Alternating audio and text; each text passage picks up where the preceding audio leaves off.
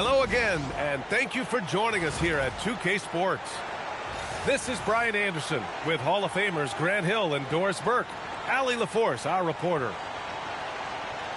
Here we go. And the Pacers start out with the ball. Siakam looking it over.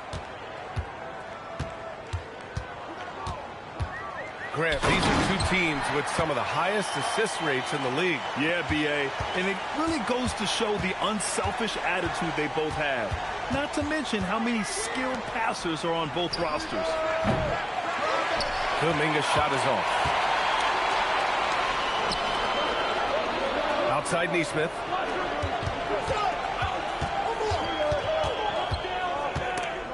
It's stolen by Green. Here's Kuminga. And that comes off the assist by Green. Well, Green can operate as a point forward. This guy is exceptional at breaking down the defenses. His instincts are absolutely phenomenal. Oh, and he got fouled on his way up. He'll head to the line to shoot two. It's going to go on Draymond Green. Indiana shooting their first free throws of this game. And last season, the Warriors had their most success playing a small ball lineup, Grant. Well, they more than held their own on the backboards in defending the paint. But you knew they'd look to add some size this summer. And Grant, while most didn't expect it, last season, the Pacers made the second NBA Finals appearance in their franchise's history. Yeah, B.A., there's so much belief right now in that locker room. They never feel like they're out of a game, and that makes them dangerous. Pass to Butler. Indiana with a rebound. Jackson on the wing. Here's Shepard. Oh, and that one, no question, powered it down. Boy, something so good about a perfectly placed lead pass. That is nice. Pass to Pajemski. Now here's Green. And he drops in the layup off the glass. Tenacity. It's the first word that comes to mind with Draymond Green. Is he the tallest power forward in the league? No. But can he score it? Yes. Here's Nembhard. He's now 1 for 2 with that bucket. And setting the tempo with an assertive move. Like, where was the defense on that play? To me, that's a complete lack of communication on that side of the ball. These guys need to be talking to each other. Boy, he may not be the biggest center in this league, but big-time athleticism on display. And they may have talked about shot selection coming into this. And let's send it over to Allie LaForce.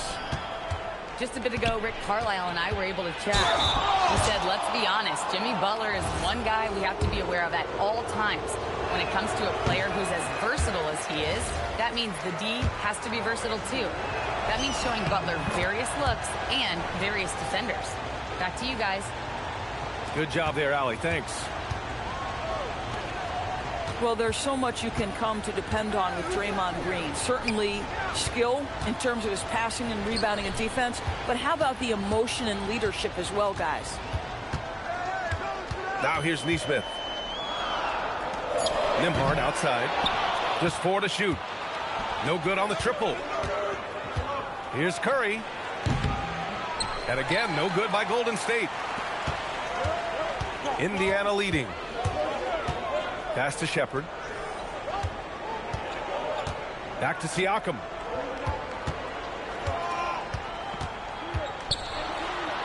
Kicks it out to Jackson. Some nice passing by Indiana here. Fires the three. Siakam, no good. And I'm surprised that didn't go down. I mean, I'm sure he is too. And early on, growing up in Cameroon, Pascal Siakam originally trained to be a priest, Doris. It's an incredible story, B.A., because his father sent him away to pursue that vocation, but in fact, Pascal was miserable. And it wasn't until he attended a basketball camp that he found love of the game, and the rest, as they say, is history. Curry, no good. And here's Indiana now. Fires for three. And that one's good. And Green with the assist. Ideally, you want to chase Stephen Curry off the three-point line, but folks, it is not as easy as you might think.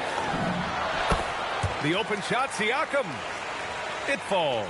He's now 2 of 5 from the field. Now that's a bad shot until it goes through the net. Out to the wing. Curry looking it over. Curry with another miss. Here's Nembhard. Off target at the rim. Well, a good close contest so far as we finish the first quarter. Indiana ahead, leading by a point.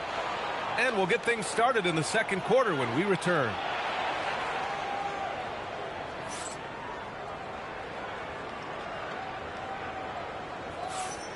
And if you're just joining us, it's been a pretty even game through the first quarter. And a look now at how the offensive approach has been going here so far for Indiana. Ever since this game started, they've been attacking on the inside, looking for ways to bust up the defense and get high percentage looks. Now here's Butler. Yet to see a basket. Off the mark there with a three. And Grant, Stephen Curry said his goal was to play meaningful basketball games. With the arrival of Jimmy Butler, that proved to be the case. Yeah, the Warriors have been looking to get Steph some help. The fit with Jimmy was questioned, but it's worked out better than most people expected. So it's the Warriors now. The Pacers making their last shot. They retain possession. Second chance effort. Jackson Davis misses. Indiana leading by 3. Pass to Furphy. And here's Walker. Here's McClung. Here's Dennis. Horford pulls it in. That's not a bad shot, but this isn't really his shot. Let's go now to the sideline and catch up with Allie LaForce. Thanks a lot. The Pacers have shown that they can be a threat in the East. Coach Rick Carlisle said, there's nothing wrong with high expectations. What you don't want is a situation of apathy, where expectations are low and all you're ever doing is selling hope. That's not why I came here. BA, back to you. They are for real. All right, Allie, appreciate the report. And Steve Kerr wants a timeout. I think right now he might be looking at some adjustments.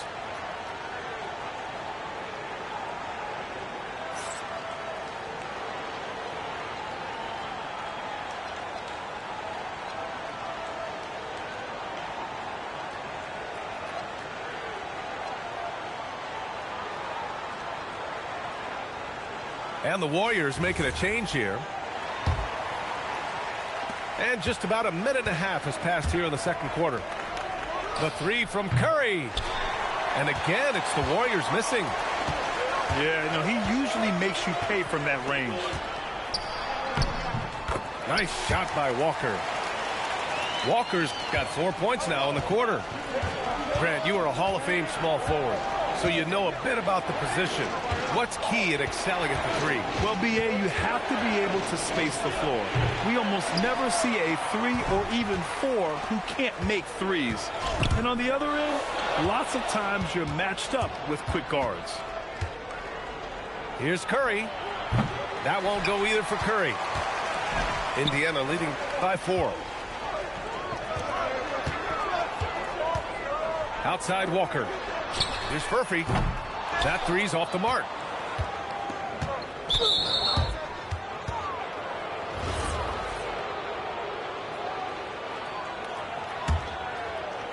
Second quarter play, almost 3 minutes gone here. Outside, Green. The three from Curry. There he is, the three-point king, delivers on cue. Boy, how fast is Stephen Curry's release on the catch? Wow. And that one good. Neesmith's got his first bucket in this one. And once more this half, they find a way to get great position inside. Outside for Butler. Here's Horford. Bradley grabs the board. And a little under 3.5 minutes elapsed here in the second quarter. To the left wing. Outside Neesmith. 5 on the clock. Misses the layup. Warriors trail by 3. You know, just watching him, Aaron Neesmith seems like the kind of energetic player teams love to have, Norris. Exactly right, PA, and there's a reason. He's got size and strength. He is very willing defensively to mix it up with a level of physicality that is special. But maybe the most important thing, there's a competitive edge and toughness about this guy that I love.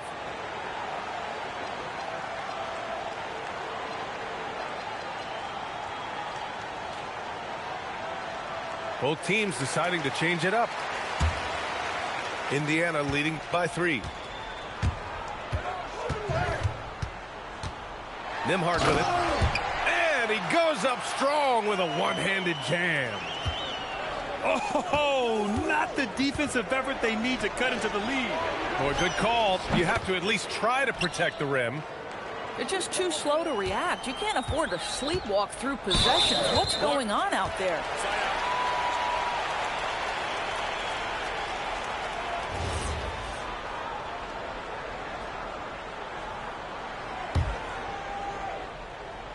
It's stolen by Green. Not a smart pass, and he knows it. Got to disguise your intentions better than that. And Siakam has got the ball here for Indiana. Huff. And he throws it down. What a terrific lead pass.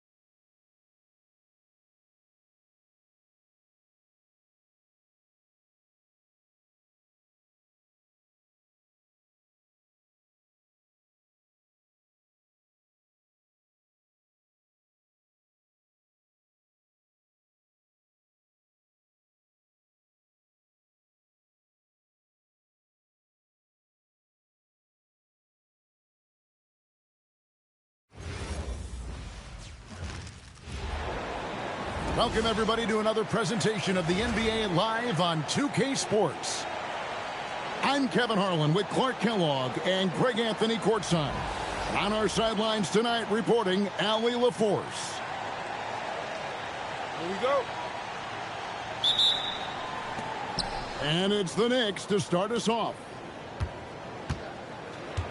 Bridges outside. Nifty move. And he lays it up and in. Tonight, and I'm looking forward to this, Greg, we're going to see the speed and the skill of NBA guards. 2 of the league's best going head-to-head. And when I think basketball, I envision guards pushing the tempo, taking threes. The modern NBA has a lot of talent. The pace has never been higher. Brunson with it. Dort covering. Here's Clarkson. And the dunk to finish it off. A beauty. Elevating like a rocket booster. Clarkson likes to get into the paint and finish at the rim. Kicks it out to Holmgren. Gilgeous-Alexander surveying the D. Wallace. That three off the mark. Pass to Brunson.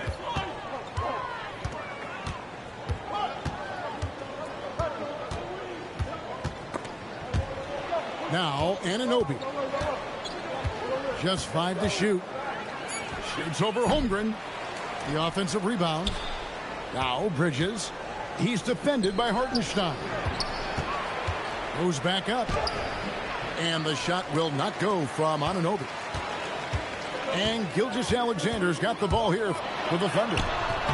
And Greg, the Thunder, NBA champions at last. And still incredibly young. And this is no fluke. They defended, they shared it, trusted in the system and one another. The league's been put on notice. This team is just getting started.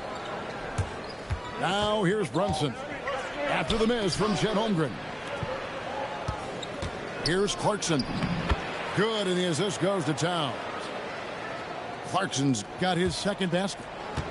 Fighting his way inside, Clarkson shows good body control. SGA double team. Here's Wallace with the tip. Back to Dort. Boom, he jams it straight down. Ooh, and I hope he didn't hurt his neck because that was one nasty head fake. Yeah, the defender bought it all the way, didn't he? It's all about keeping the defense off balance, guys. I mean, not knowing where you're going to go. I sort of thought he was hoping to go hard to the rack there. The shot's good from Brunson. Just a reflexive move by Brunson, putting complete trust in his mechanics. Gilgeous-Alexander uses the glass to finish the layup. And a nice job here early of establishing an inside presence. Out to Brunson. And he drives in. Score the basket, his second of 2 attempts. Can't overplay Brunson to shoot. He will go right past you. And now Allie LaForce says something for us from the sideline. Thank you. Shai Gilgeous-Alexander does it all. He said, once I made an emphasis to try to affect the game on both ends of the floor, I have found myself having success. So for me, it's just a want to. Coach Mark Dagnall said, he wants to win, and if you want to win, you have to do the invisible things. Back to you guys. Yeah, truly a two-way talent. Okay, thank you, Allie.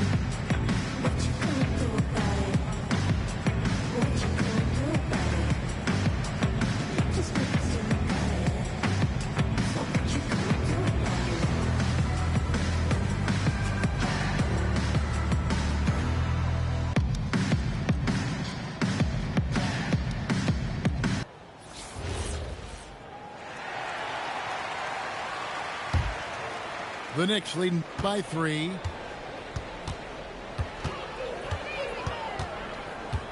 .111 left here in the opening quarter. Steps back. It's Hart on the wing. It's rebounded by Oklahoma City.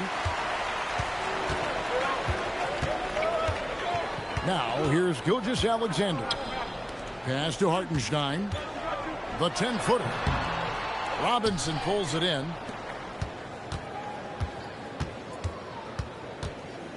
There's 39 seconds left in the first quarter. And then Robinson slams it in. He's going to put that one in his scrapbook. Insane dunk. And now they're starting to rub it in. Build up a lead, and here we go, baby. It is showtime. And why not? A little salt in the wound. The more plays they make like that, the more they'll have these guys reeling and on the ropes. Over in the corner, McBride. It's good from long range. Here's Gilgeous-Alexander. The wide open look here for Hart.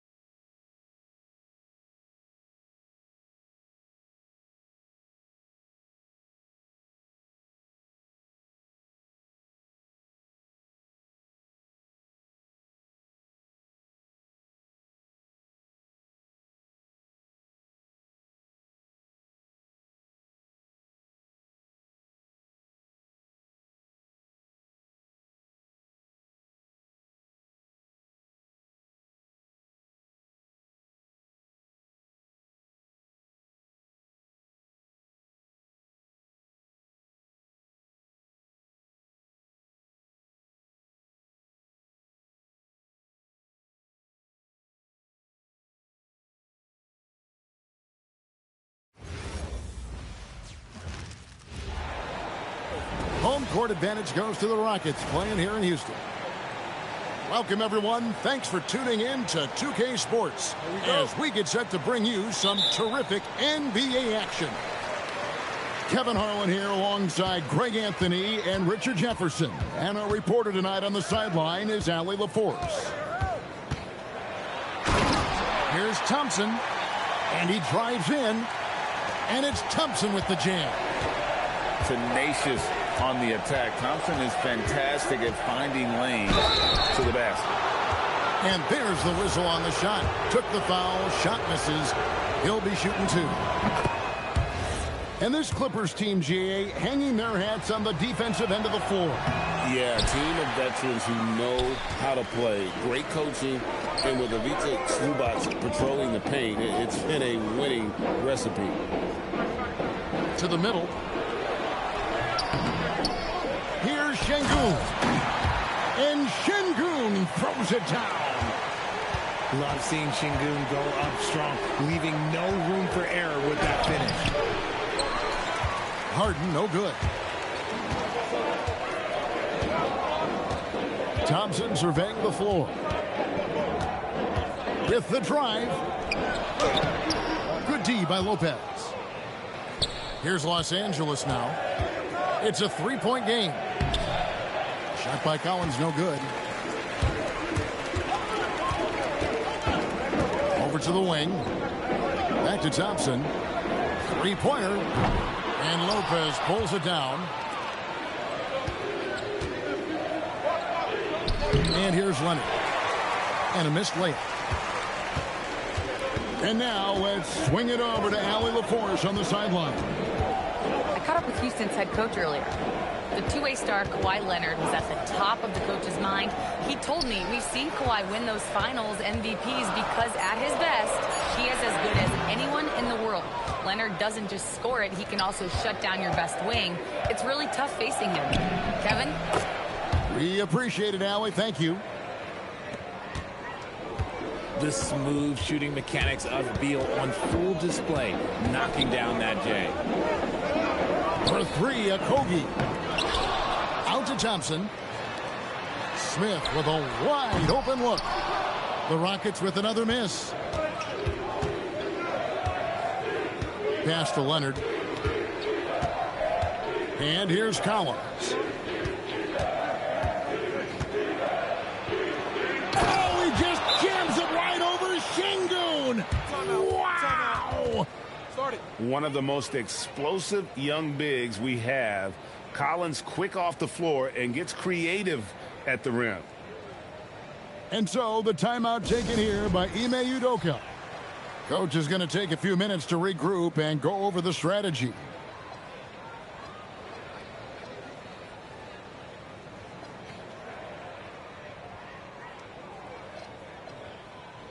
So it's both teams making substitutions here. Rockets trail. Thompson outside. Pass to Şengün. Lets it fly from 18. That's in, coming off the assist from Thompson. There's a lot of confidence in Şengün's game. He doesn't hesitate. He gets after it. Zubac. The layup off target.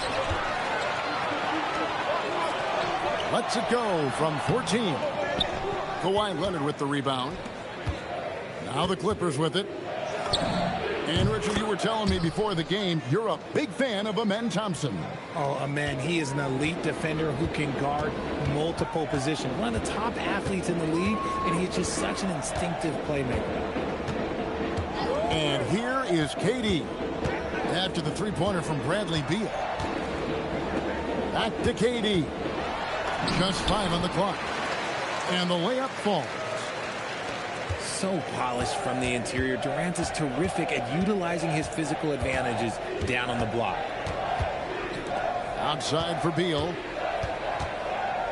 Pass to Leonard. Now Zubac. Still looking for his first make after that miss. He's 0 for 2. Here's Thompson. Eason gets a wide open look. Beal pulls it in. 35 seconds left in the first quarter. And that's going to be a turnover. They call him for 8 seconds. So both teams changing it up here. Outside Holiday. And he uses the glass on the layup. Şengün's got 6 points. That is where Şengün is best, around the hoop with great touch. It's Beal on the wing. Pass to Batum. Back to Beal. Here's Batum. Fires from deep. That's good. And so Beal with the assist. We've seen the lead change hands quite a bit in this one. And guys, I think each team knows they can win this game. Just a matter who can catch that momentum. A good close contest so far as we finish the first quarter. Los Angeles on top. They lead.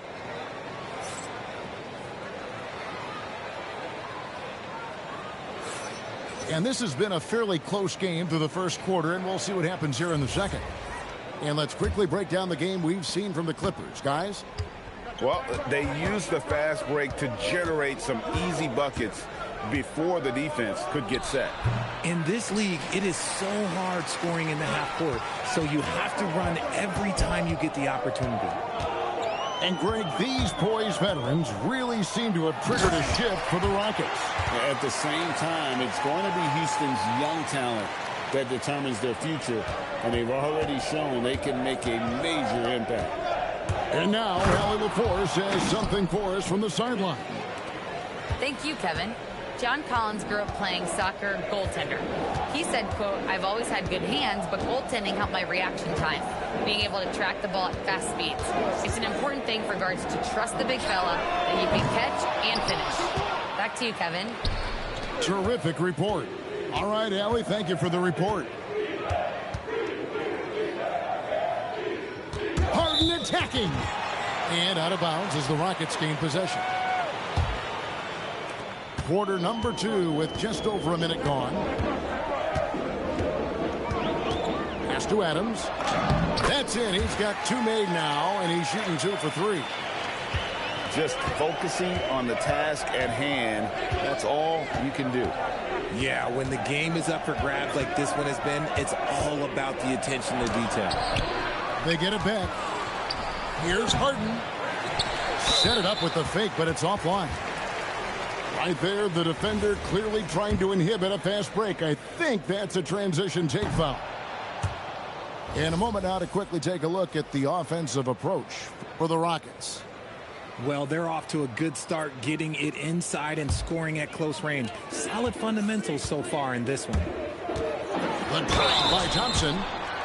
One thing you can say about this Clippers organization, GA, resources will never be a problem. Yeah, passionate and deep-pocketed leadership. You throw in the market size, and even if they're not the glamour franchise in L.A., they're no longer resigned to second fiddle. Houston in the lead. A floater. The shot by Thompson, no good. And here's Los Angeles. And a Zubac atop the key. That's in, coming off an assist from Dunn. Zubac has got it all tied up now for Los Angeles. Pass to Şengün. The 3. It's hauled in by Zubac.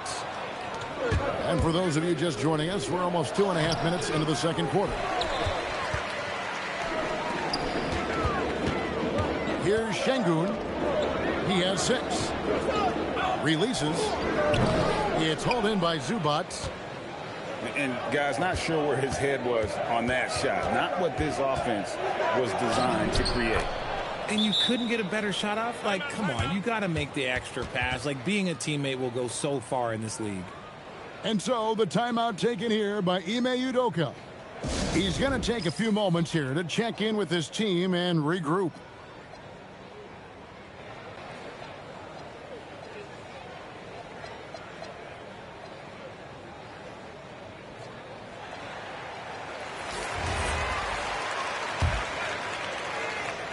The Rockets trail.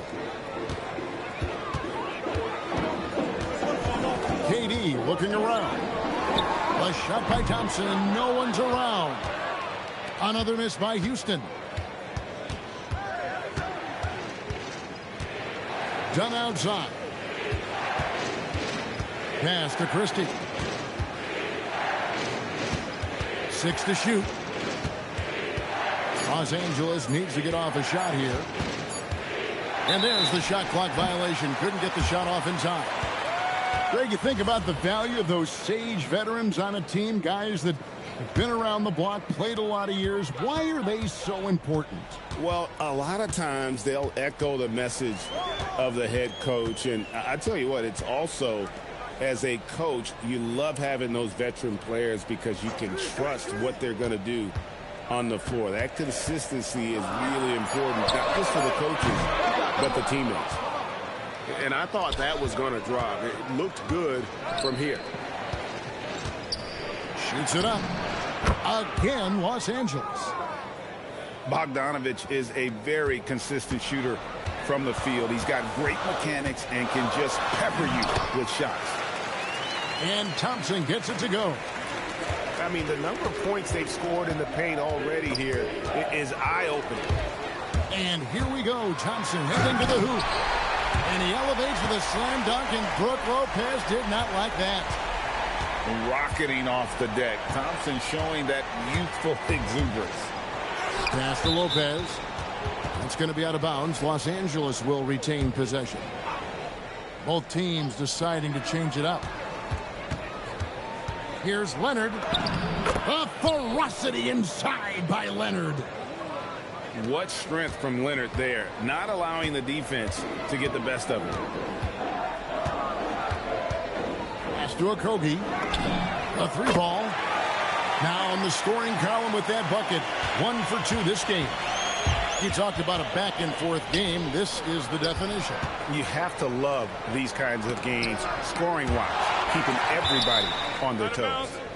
And it's out of bounds, and they say it was last touched by Durant. 9 seconds left now here in the second. Here's Harden. Ooh, savvy play by Harden against the inside defense. Taking it up strong against size. He does not lack for confidence. Really putting the bigger defender on his heels. I love seeing aggressive finishes like that. Beal, that's for 2. And that one released in time, but no good. And some good action through the first 2 quarters as we reach halftime. Rockets lead by 1.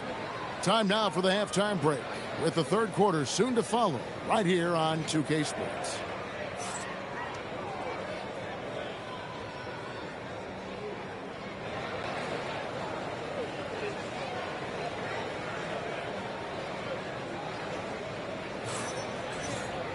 And in that first half, we saw a pretty tight battle. We'll soon find out what sort of adjustments were discussed during the half.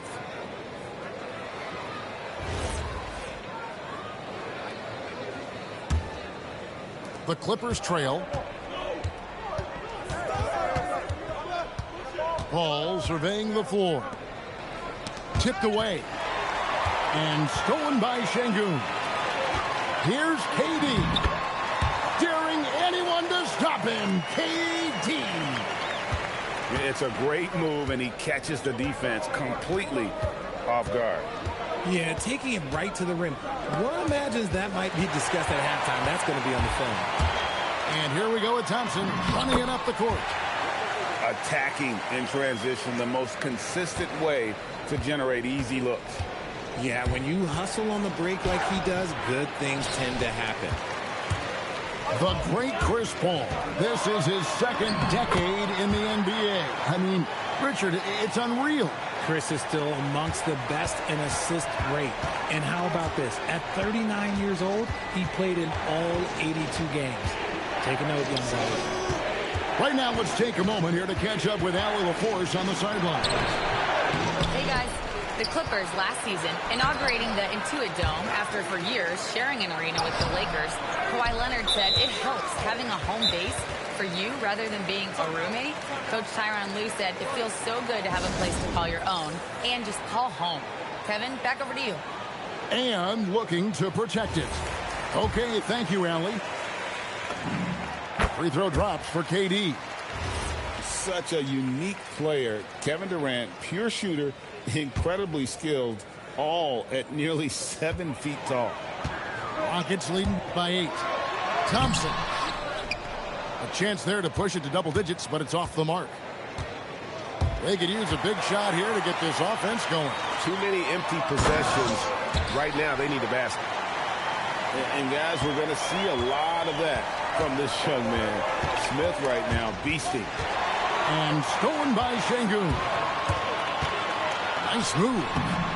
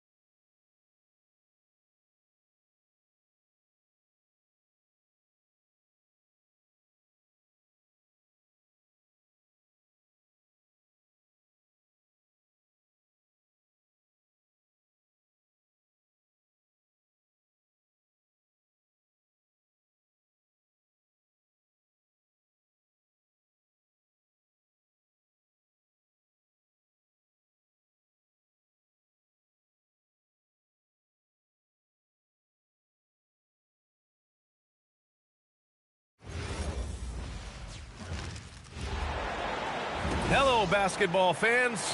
You've got it on 2K Sports as we get set to bring you exciting NBA action. With Hall of Famers Grant Hill and Doris Burke, this is Brian Anderson. Joining us from the sidelines, Allie LaForce.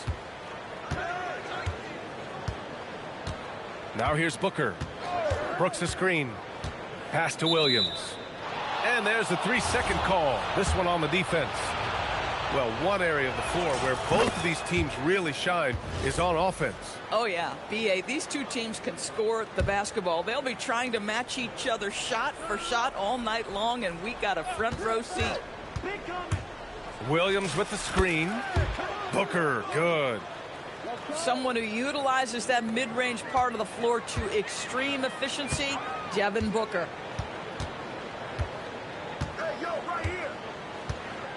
Up top, Suggs.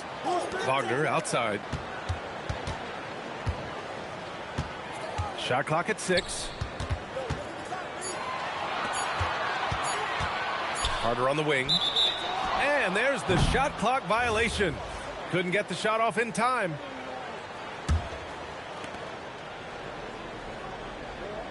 Gives us a chance to catch up with Allie LaForce. Jamal Mosley gave me a few minutes to catch up with him. He said they have their work cut out with Devin Booker, who can score in many different ways. Coach told me people talk about his deep shooting range, but his middle is just as lethal. And if you crowd him, he can take it to the rim. And he has the size to do damage there. Back to you guys. Thank you for that, Allie. It doesn't get any easier than that, guys. Carter Jr. gets the position he wants and goes to town. Phoenix shooting their second free throw attempt on the night. Well, it's hard to stop a 6'10 wing who can handle and play through contact. And the Magic have 2 of them, Grant. Yeah, the numbers remarkably similar for Paolo Banchero and Franz Wagner. Banchero is stronger and more of a rebounder, but both of them are stars. Know this about Franz Wagner. This guy very capable as a passer. Pass to Brooks. The kick out to Williams. And Williams punches it home. Oh, that was nasty. A two-hand mega slam. Man, I don't think anyone was going to stop him there. Down low. Here's Carter. And it's Phoenix with a rebound. Well, the defender's stopping the developing fast break. That looks like a transition take foul. Phoenix shooting their third free throw attempt of the game. From going to the finals in 2021 to missing the playoffs last season, Grant, things have not gone according to plan for the Suns. Well, you know, B.A., they followed that trip to the finals with a 64-win season. But then they went all in on the big three of Booker, Durant, and Beal. And that just didn't yield the results they'd hoped for. Here's Booker. Orlando making their last shot.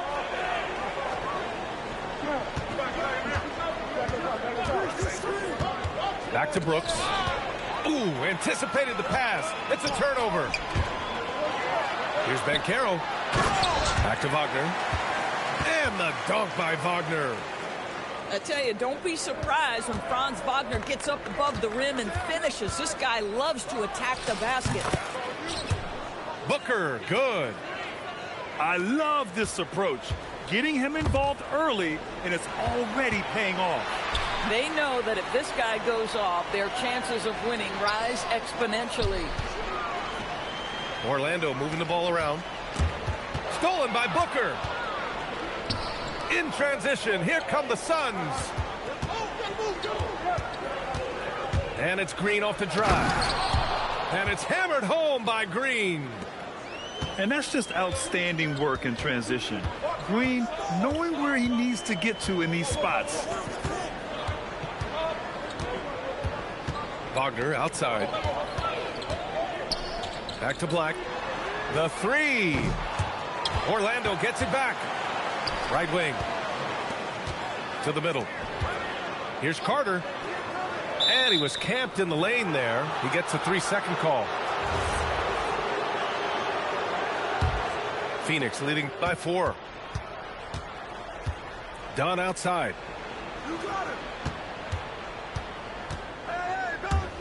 51 seconds left in the opening quarter.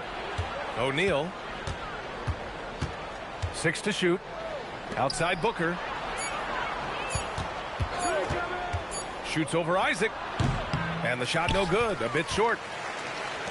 Here's Orlando. That won't go. Misses his first shot of the game. Outside Booker. Pass to Brooks. The three is up. It's rebounded by Wagner.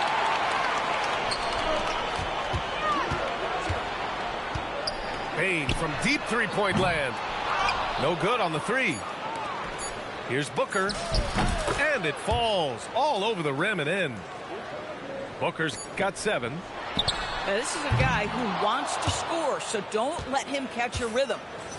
And so it's the Phoenix Suns leading by 6.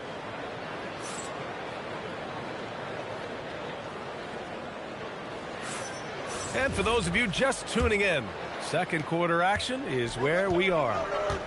All right, guys, what stands out to you from the Suns in this one? Well, you have to look at the advantage they have in the turnover department. I mean, that's a huge advantage for them in this game. Now, offensively, they took care of the ball. And defensively, they forced a number of miscues. Outside Booker. On target from range. 10 points for him. You've got to be there on the catch if Devin Booker gets an opportunity from the perimeter. This guy too good a shooter. Green for 3. The long-range shooting of Jalen Green. And just totally relentless, only increasing the intensity level. One thing I enjoy is watching players who don't pay attention to the score. You lock in on the moment and play the right way. Here's Black. Goes up and lays it in nice and easy. Getting enough shots in close to play inside out. And so it's Booker with it. He brings it up for the Phoenix Suns. Booker with the finish inside. And this is one of those things in Devin Booker's bag that makes him so special. That floater on point. And so now a timeout called by Jamal Mosley. And we might see some changes. Coach potentially looking to adjust. Wagner looking it over. Isaac outside. 6 on the shot clock. And here's Wagner. And they'll turn it over. Couldn't get the shot off. A shot clock violation.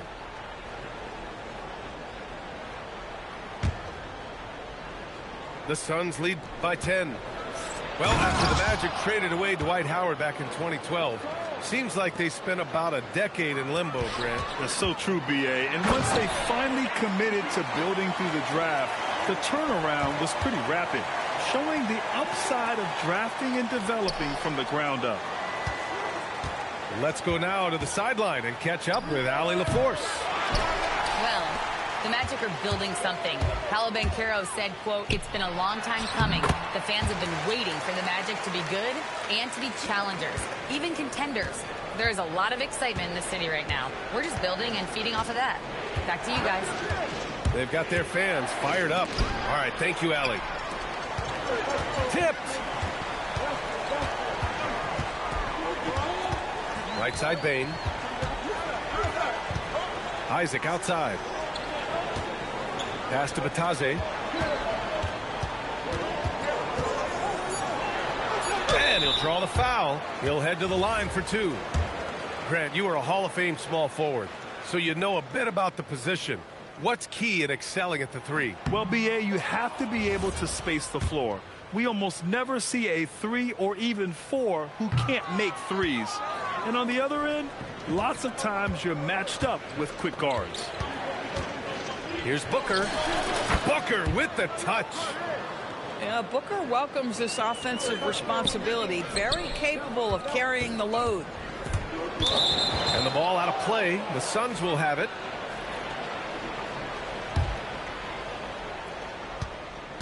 Phoenix leading by 10. Outside, Green. Brooks outside. Pass to Booker. Ooh!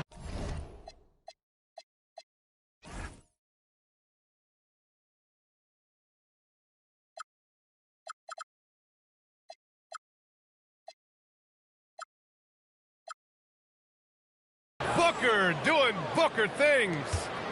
Instinct, skill, the ability to be rise and fire ready. Devin Booker, yes, sir. Banchero outside. Robinson in the post. Oh, he missed the layup. He had it with the pump fake. Booker surveying the floor. The shake. Oh, and there's the whistle on the shot. So 2 free throws for him coming up. Yeah, Devin Booker shiftiness, gets himself into the paint, so aggressive, and it pays off. And so he makes both from the line. Magic trail by 15. Outside Carter. Orlando moving the ball around to the inside. Suggs outside. Back to Carter. And he drops it in from the low post. Carter's got 6. Just terrific offense right there. Carter Jr. almost automatic from that spot. Here's Booker. And it goes. That makes him 9 for 13 now. Just continuing to pile it on, refusing to let up. That is the competitiveness he brings to the table. Every night you're going to get great effort from him. Strong finish to cut into that lead a little. Man, left no doubt with that one, Grant. O'Neal. The rebound by Carter. And that closeout certainly made a difference. Well, no question. He altered that shot, and most of the time, that's just as good as blocking it. Yeah, impressive vision from Bain. Always looking to move it.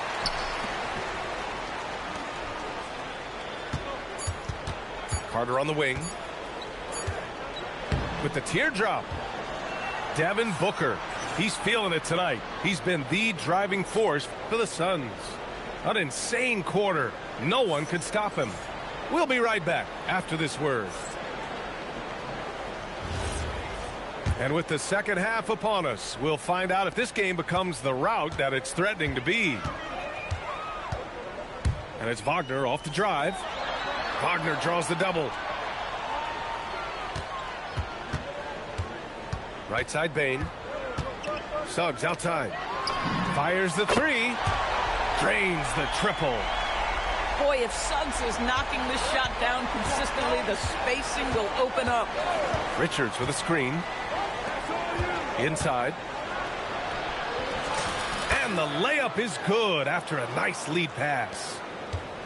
Richards has gotten his first points in this one. Allen brings a double team. Stripped away. Here we go. Pulls up a three. Pure from three-point range. You know, a lot of coaches might let you hear it for taking the three-pointer on the break, but I like the decision there. The D had already collapsed inside.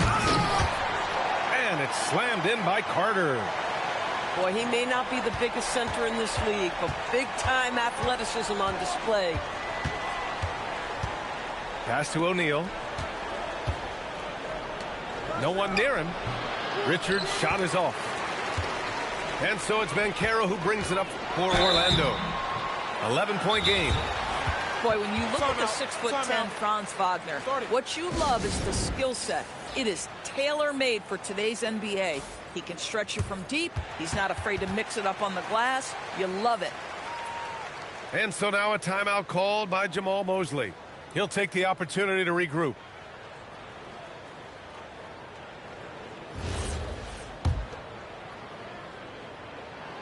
That free throw, no good. And he can't make the second free throw either. Missed them both. Unusual for him. He'd been in a groove from the line. Let's remember, Wendell Carter Jr. is a force on the offensive glass. Use that height. Use that athleticism, young sir. Pass to Richards. Three-pointer, no good. Magic trail by 9. Carter with it. Richards picks him up. And so he draws the foul, headed to the line to shoot a pair. Well, granted, 6'10", 250. Banchero is a guard in a big man's body. Yeah, B.A., he has a great handle, which allows him to get wherever he wants on the floor. And the vision to create for his teammates, too. But if you put a smaller guy on him, he plays bully ball. Here's Gillespie. No good from outside. And you just can't afford to give up that kind of look very often. Orlando again missing. The Suns lead by 9. And stolen by Suggs. Pass to Carter. Kicks it out to Bain. It's tipped. Allen with it. Now Carter defending. Now here's Richards. Allen outside. Drives to the hoop. Got it. Allen's got 5 points now in the quarter. And the defense has no one to blame but themselves. I mean, they just let him get right to the rim. To me, this has simply stated been a complete lack of defensive attention and focus all night long. Now here's Bain. Hasn't gotten one to fall yet. Allen on the wing. Pass to Gillespie. To the paint. Here's Livers.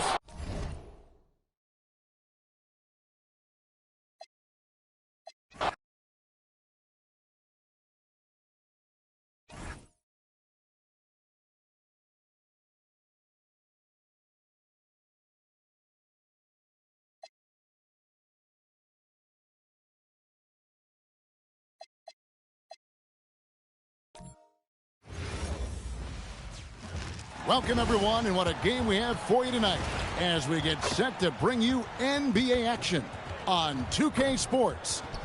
This is Kevin Harlan. I'll be joined by Greg Anthony, Tim Legler, and we'll be hearing from our reporter, Allie LaForce, in the sidelines as well. Now, Golden State's starting 5. The backcourt pair will be Curry and Podziemski.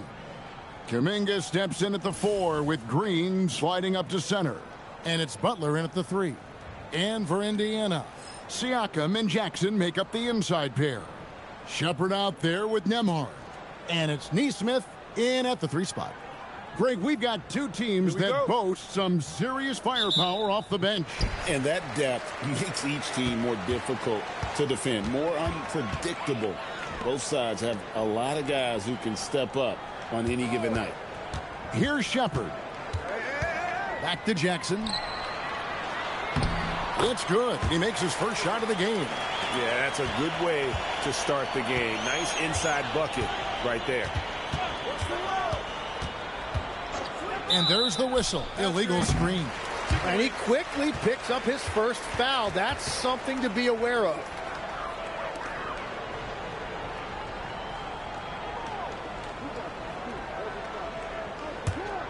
Here's Siakam. Now let's take a minute to talk to Allie LaForce courtside. Allie. Just a bit ago, Rick Carlisle and I were able to chat. We talked about the mindset needed when squaring off against Jimmy Butler, and Coach said Jimmy is a firecracker. You don't want to set him off or he could explode in your face. I told our guys just to focus on the game and not give any extra motivation out there. We'll see if they prevent Butler from popping off. Back to you guys. Thank you once again, Allie. Man, it's like he's jumping off a trampoline. Kuminga that time going high for the jam. And now we're being joined by our 2K insider, Shams Charania, who's calling in with a good story. Shams, what do you have? Guys, one of the more lengthy free agency sagas revolved around Jonathan Kuminga, and many thought his time was up in Golden State. He saw fewer and fewer minutes down the stretch of last season and into their playoff run. But when Kuminga tested free agency, tested potential sign and trade deals, nobody seemed to be the exact right fit. So eventually, he took the Warriors' offer. Guys, we'll see just how long this lasts, but for now, he'll continue to be in that Golden State uniform. He'll continue to track that story. Okay, Shams, thanks for the report.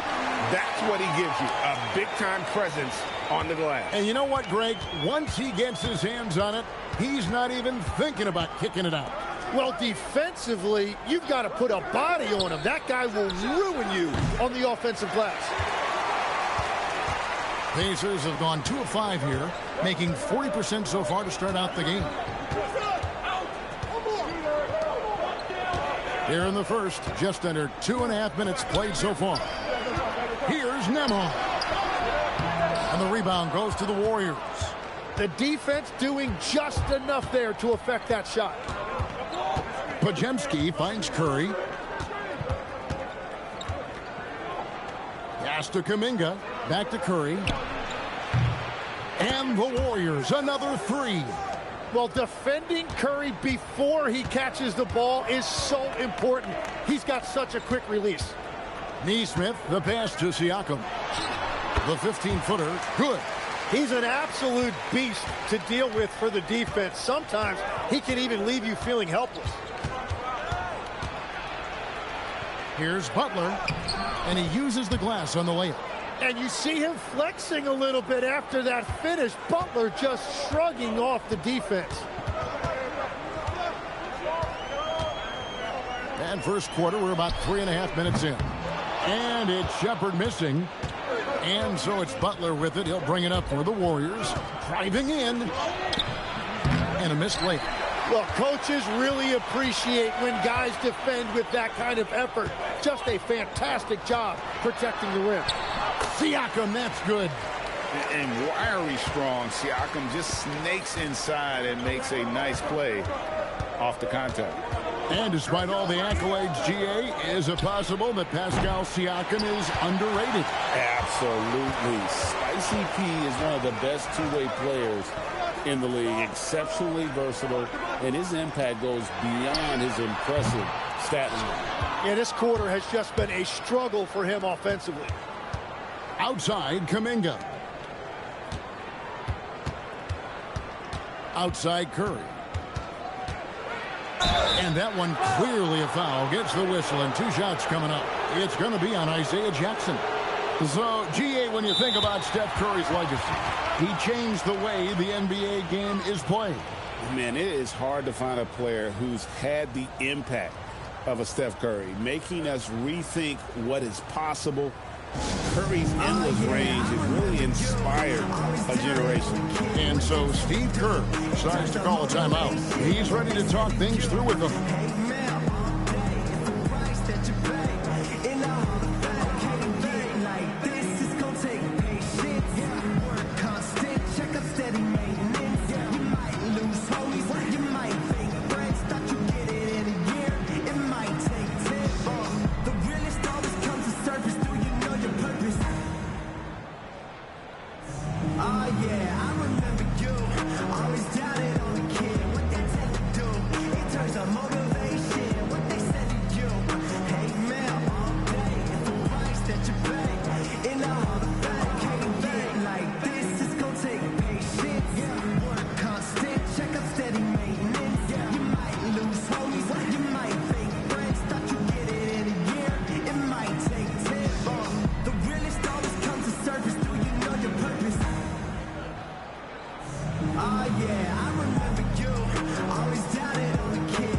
Different look here for the Warriors.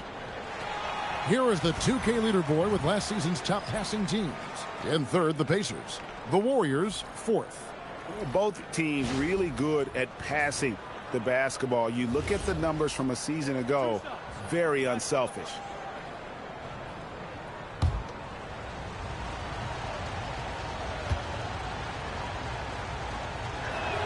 And he knocks down the first one.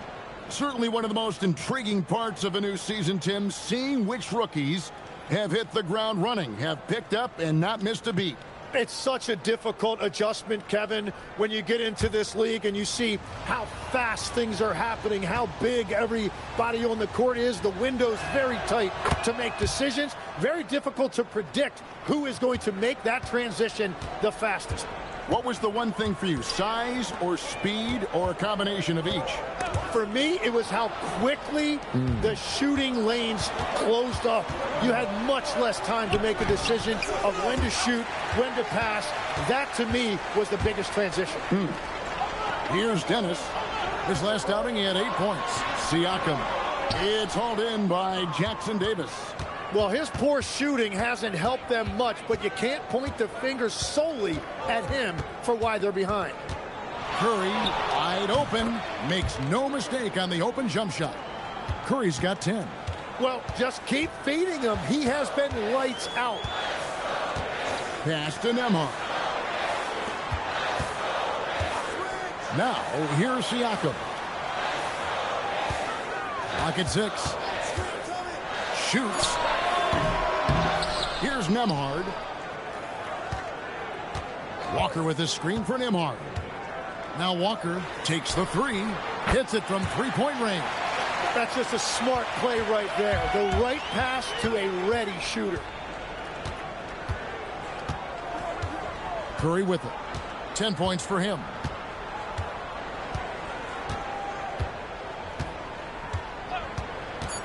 Fires the 3. It's good from long range. He's got 13. And I like the back and forth here, showing confidence from range. Yeah, he was so ready to answer that. These teams are just battling. And so it's the Golden State Warriors with a 6-point lead at the end of the quarter. And it's been their rugged defense setting the tone. And we'll be back with you shortly.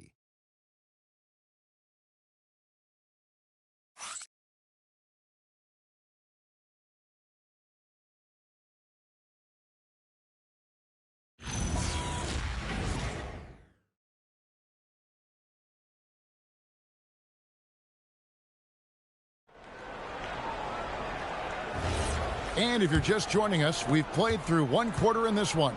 And the Warriors, guys, what jumps out to you in this game, stats-wise? Just stretching out the floor in that first. They had the defense scrambling. It's what the league looks like these days, but it's not always easy to pull off and execute it. We've got Walker, and it's Dennis in at the point. So that's the group out there for Indiana. Spencer's shot is on. Pacers trail by 6. And one of the many challenges for a small market team like the Pacers, Greg, going up against that luxury tax. And they've avoided carrying a payroll that would incur the tax. But right when they said they were planning to do just that, the Bucks stunned everyone with a maneuver to secure Pacers center Miles Turner and perhaps let him off the hook. Pass to Dennis. Here's McClung. Here's Dennis. Cans it from downtown. Dennis has got the opening basket here in the second quarter for the Pacers. If he gets any daylight out there, he is capable of knocking that shot down. Right side, Butler.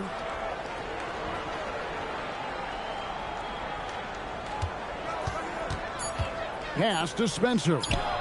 And the Warriors miss again. Indiana trailing here. Here's Dennis. That doesn't go on the chance to tie.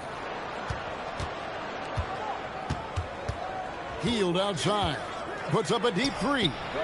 And the rebound goes to the Pacers. They're getting their first look of the season at the Warriors in this one. And really, this is a team that expects to beat everyone when they step on the floor, but they were only able to split the series last year. Well, they're a great team, but you're going to lose a few, especially going up against a team you don't know that well. Well, that's 2 bombs in a row from long range. And so Steve Kerr decides to call a timeout.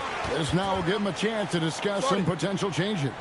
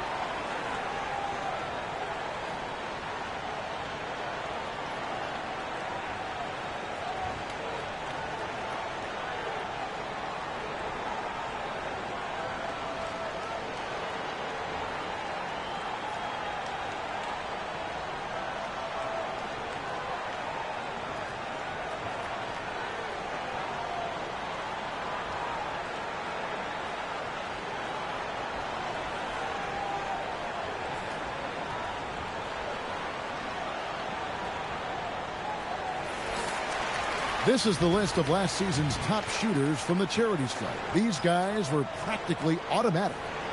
Number 1, Stephen Curry. And no doubt he finished the season right where he should have on that list. He was far and away the best free throw shooter in the league.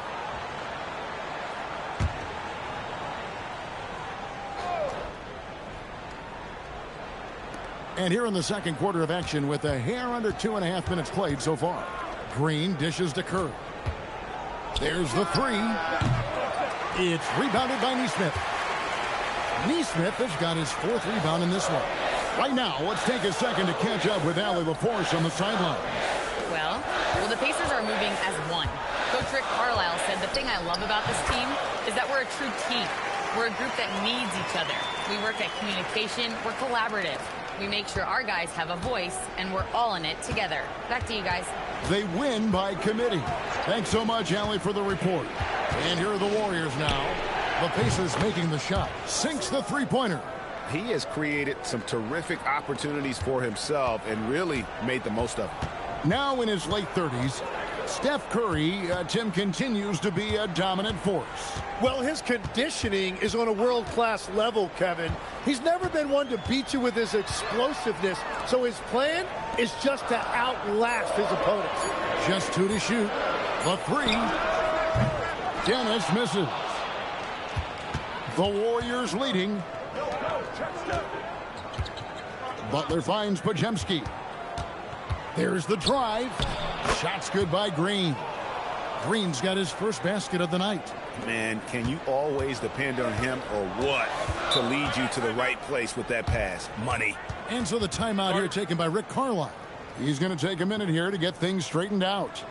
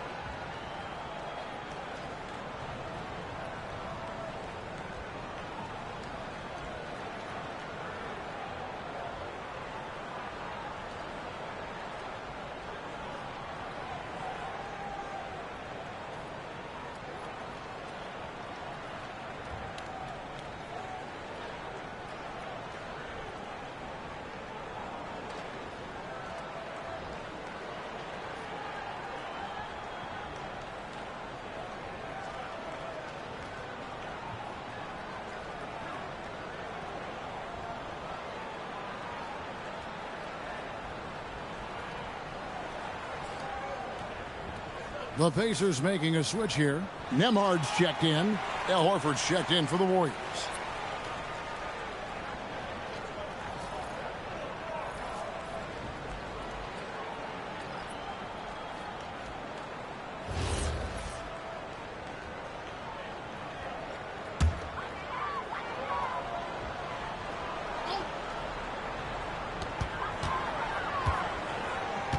Curry against Nembhard. Pass to Shepard. Down low. Here's Jackson. Al Horford with the rebound. And the rebound battle split evenly thus far. Kuminga down low. Neesmith covering. And it's Green missing. And so Siakam will bring it up for Indiana. They've only allowed 5 points in the quarter. Nembhard the pass to Siakam. Now here's Jackson, guarded by Horford, and Jackson gets it to go. And plays with solid floor recognition. Siakam continues to fine-tune those playmaking skills. Now here's Curry. He's got 16. Podziemski finds Curry. Shoots over Nembhard. The shot by Curry, no good. He typically dominates that area of the floor. It just didn't drop.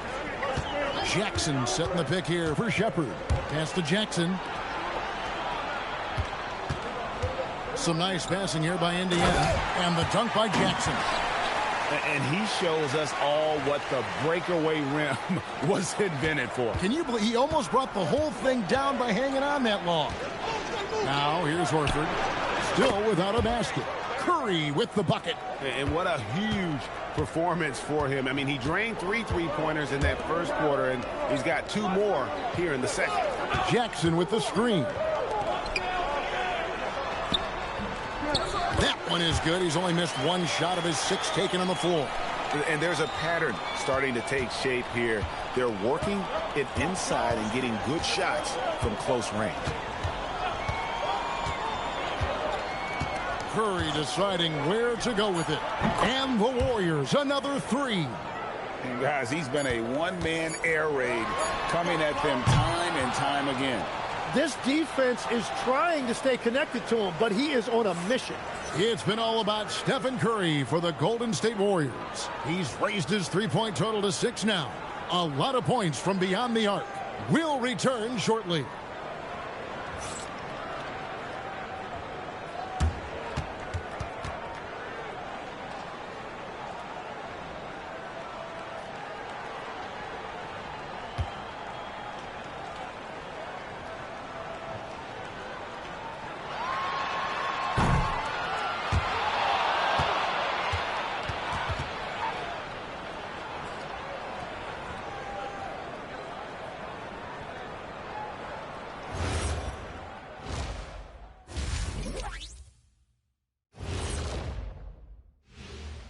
Hey, folks, and welcome. This first half has been the Stephen Curry Show. He has just been everywhere. The only way to describe him, sniper. He's spending most of the game beyond the arc, and he's peppering them with threes. And while he gets to show off his accuracy, it's all about stretching out the defense for the other guys. And now, not a bad time to take a look at the schedule ahead. Well, I think for Indiana, you expect this game to go down to the wire, and if it does, it'll be good for the coaches to see who performs well late in a tight game. Invaluable information, no doubt. Thank you for being with us. Now let's send it to Kevin Harlan for the second half tip.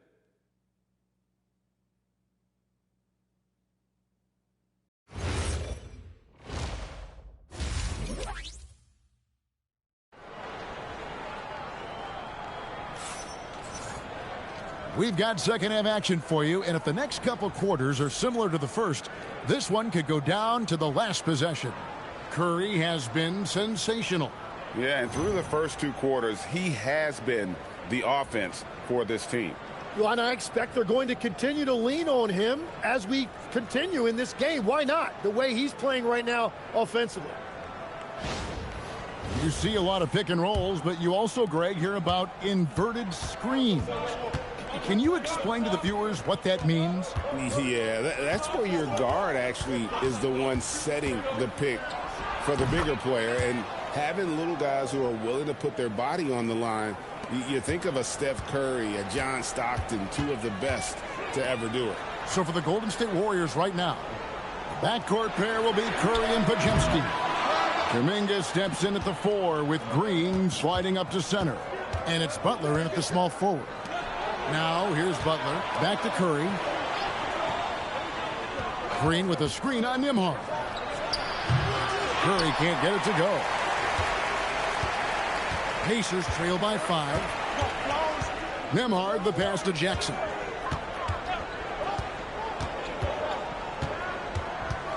Pass to Shepard.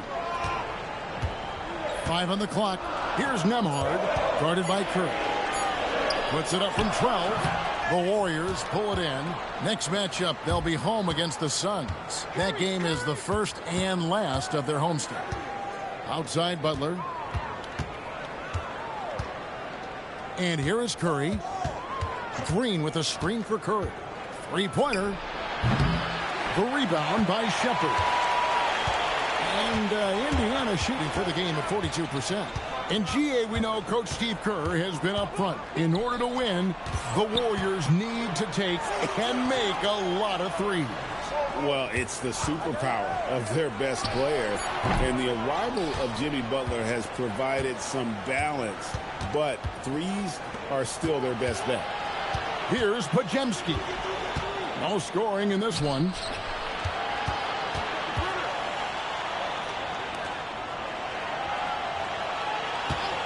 Golden State needs to get off a shot. Butler, no good. That's a cold start out of the break. Only one of his first 4 has he gotten to go. Now we'll hear from Allie LaForce, and she's got a story for us. An update. Allie? Thank you, guys. Well, Draymond Green is getting serious in the weight room. He said, one thing I learned is you have to lift weights. I was always naturally strong, so I was like, what do I need to lift for? These guys can't move me right now. But your body needs to be able to withstand the pounding of a long season. Back over to you. Okay, Allie, we thank you. The Pacers making a change here. Ruff's jacked in.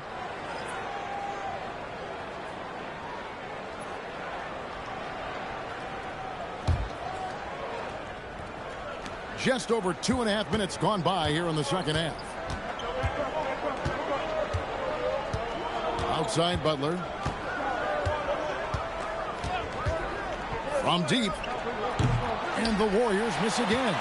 This is definitely not how they envisioned starting the second half. Nembhard the pass to Nesmith. Now Shepard. Indiana again missing. Floats it up for Kuminga. Hammers the alley-oop through. Yeah, just throw it up there and let Kuminga do the rest. What an athlete. And so the timeout here taken by Rick Carlisle. He's going to take this chance to talk to his guys.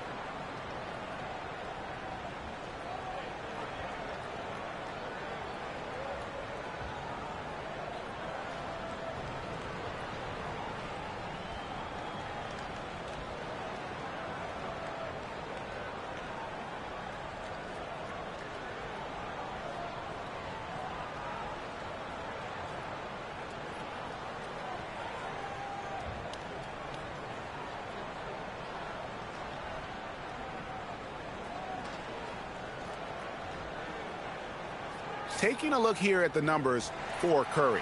Last season, he played outstanding. Put up about 24 points per, 6 assists and 4 rebounds. And guys, he can just explode for points anytime he steps on the court. You want to be a successful team in this league, you need to find someone that you can feed the ball to and count on to score. Here's Nemhard. Still scoreless. Shepard, the pass to Jackson. It's stolen by Kuminga. Curry finds Green. Some nice passing by Golden State here. Outside Butler. Outside Curry. A chance to extend the lead to double digits, but it's no good. Shepard, the pass to Nemhard. They set the pick. Can they get it? Drops in the tray. Yeah, clearly a defensive lapse there. He is automatic from deep if you're going to leave him that wide open. Big time mistake. Here's Podziemski. Back to Curry. This one for three. Curry buries the three shot. 4 threes in the first half, and now another here in the second. He is feeling it. And we see Brandon Podziemski. He's been a valuable player, Tim, since his first day in the NBA. Yeah, Kevin, he's just the type of guy every team could use. He's a winner, high IQ, a hustle player who connects the game, and he can hit shots from deep. That's the kind of aggressive and assertive play they need as we get closer and closer to crunch time. And so Steve Kerr decides to call a timeout. He's going to take a few moments here to check in with his team and regroup.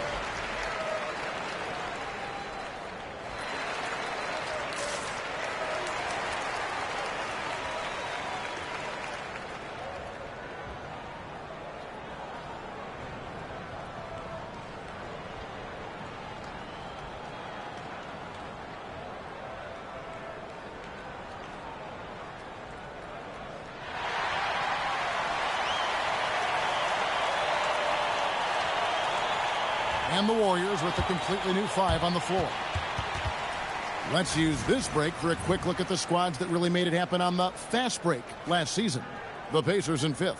I mean, this is such a tough team to deal with. You see the numbers. They would just push the ball at every opportunity.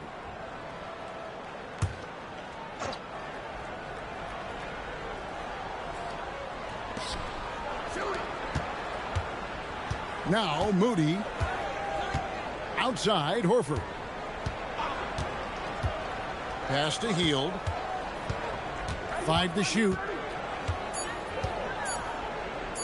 Three-pointer. Walker with the rebound. Walker's got his 4th rebound with that last one here tonight. And gotta like what they've been doing down low in the post. Inside, here's Moody. And the Warriors miss again. Pacers trail by 5. We've got a 9-second difference between the shot clock and the game clock. Walker against Horford. Walker the pass to Dennis. Back to Walker. It's up a 3. And the rebound goes to the Warriors. Three-pointer, Hield. A second chance effort. And Horford with the lay-in. Horford's got the lead up to 7 now for the Warriors.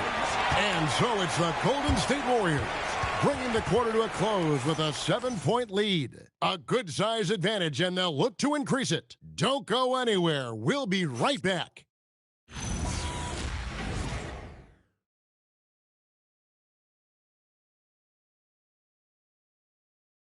And while we can now, let's take a look at today's State Farm assist of the game. And definitely deserving of the prize tonight. How about the read he made here, looking like a point guard with the pass right on the money. And it's such an advantage to have a big man who can facilitate at a high level like that. And with 3 quarters behind us, let's see what this fourth period holds in store for us. Siakam is out there with Jarris Walker. And it's Dennis in at the 1. That's the Pacers' 5. And there have been some terrible shot choices here, Kev. That's not a good look at all. Healed outside. From deep three-point land, it's hauled in by Huff. And Siakam has got the ball here for the Indiana Pacers. 7-point differential. Out to the right wing. Here's McClung. No good on the 3. Warriors shooting 41% for the game. Payton in the corner. Outside Butler.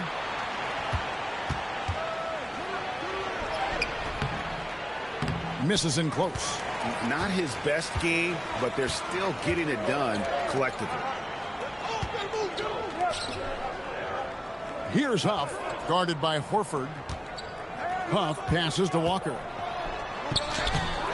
The Warriors pull it in. Pass to Horford. Final quarter of play, about a minute and a half off the clock into it. Some nice passing by Golden State here. Hield from outside. Knocks down the 3-ball. Hield's got the first field goal of the fourth quarter here for the Warriors. And Rick Carlisle decides to call timeout. He's very aware of the timing here and the significance of getting things.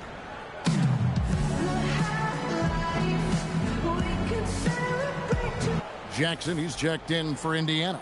And then for Golden State, Draymond Green comes in for Trace Jackson-Davis. And Curry subbed in for Gary Payton. And now let's send it over to our courtside reporter, Allie LaForce.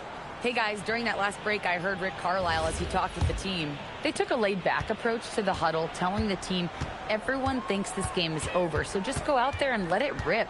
Let's see what we can do. And I think the players love that message. All right, Allie, thanks. Now here's Jackson. Pass to McClung. Here's Dennis, guarded by Kerr. Offensive rebound, Jackson. Good work defensively by Horford. Warriors leading by 10. Green dishes to Horford. Stolen by Walker. And Walker with a clear path to the hoop. Here's McClung. Back to Jackson. Just 5 on the clock. Siakam inside the 3-point line.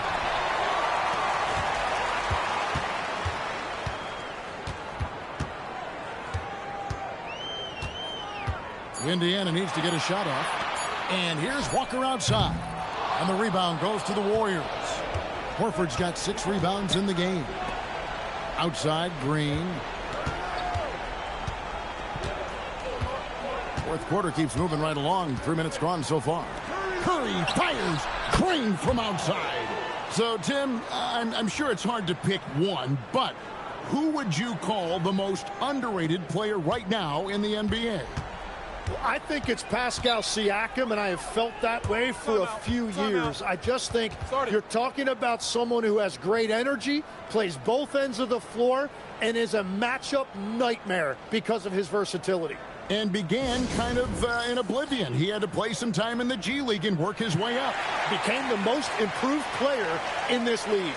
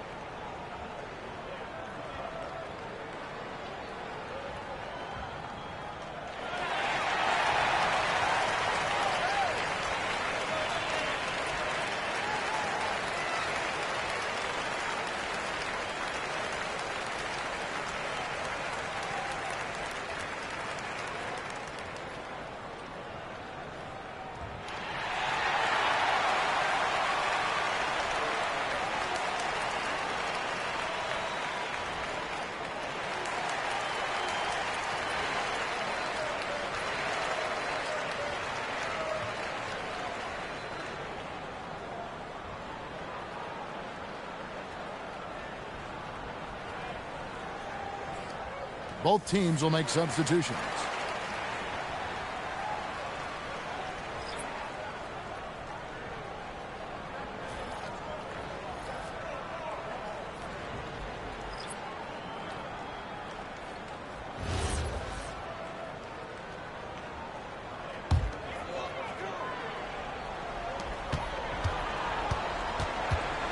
Kuminga against Siakam. Now, here's Neesmith. 6 on the shot clock. Outside, Nembhard puts up a 3. Rebounded by Kuminga. Warriors leading by 13.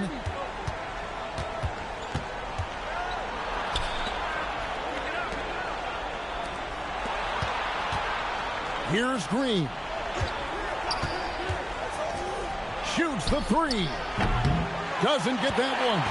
And on an open look like that, he's very gifted at making the weak coverage pay. Jackson a screen on Butler. And the officials will call the illegal screen right there. Beyond the leaning, you could see his feet weren't set on that screen. Easy call. Also, the ball handler needs to wait until the screener's feet are set. Curry. And it's out of bounds. Out of bounds. Last touch by Curry. Well, that is just real miscommunication there, sending it out of bounds.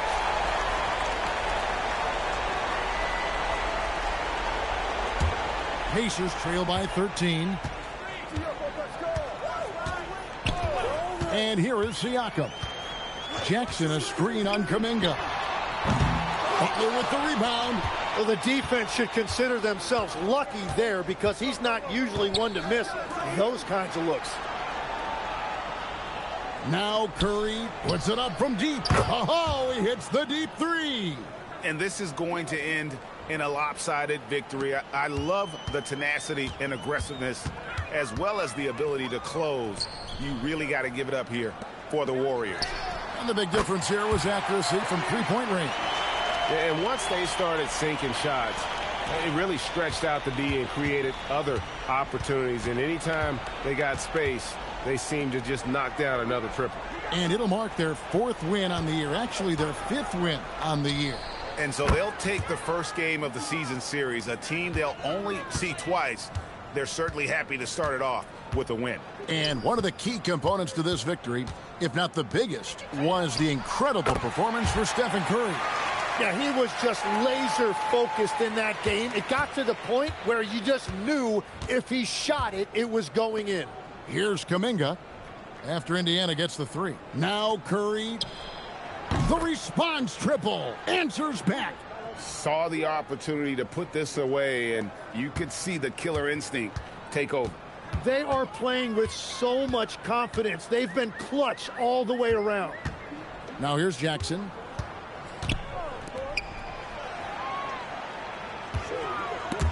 It's stolen by Green. Curry with it.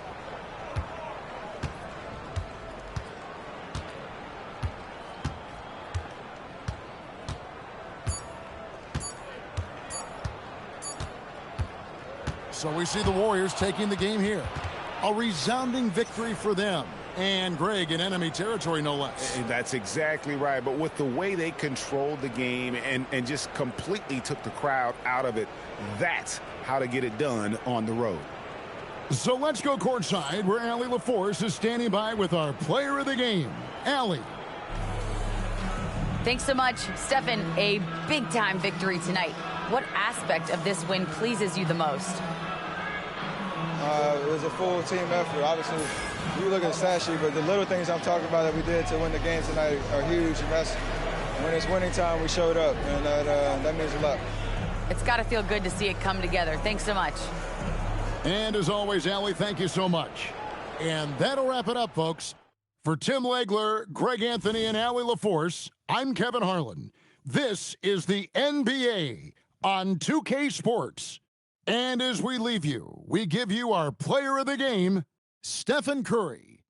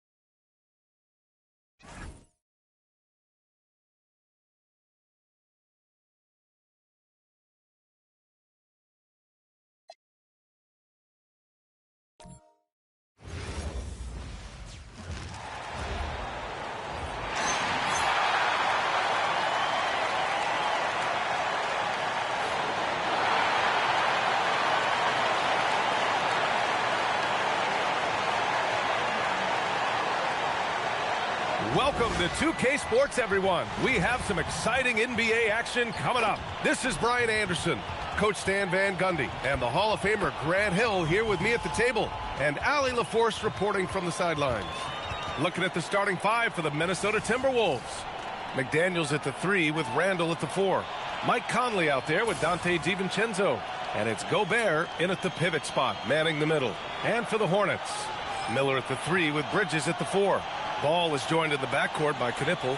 With a handful of games played now, we can start to get a sense of how things might shape up this season, Stan. Yeah, you can get a feel for how things might stack up in a few months' time. You see which teams have put something special together and which teams still have work to do. Now here's Bridges.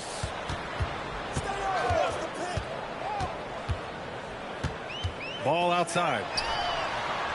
And the 3 off target. And here's Randall. He'll bring it up for the Minnesota Timberwolves. Outside McDaniels. Pass to Randall. This one for 3. Now DiVincenzo. Gobert with a screen on ball. Just 5 to shoot. The putback. It's good on the putback. Pounding the offensive glass. That's where Gobert gets a lot of his extra chances. DiVincenzo against Ball. Shoots over DiVincenzo.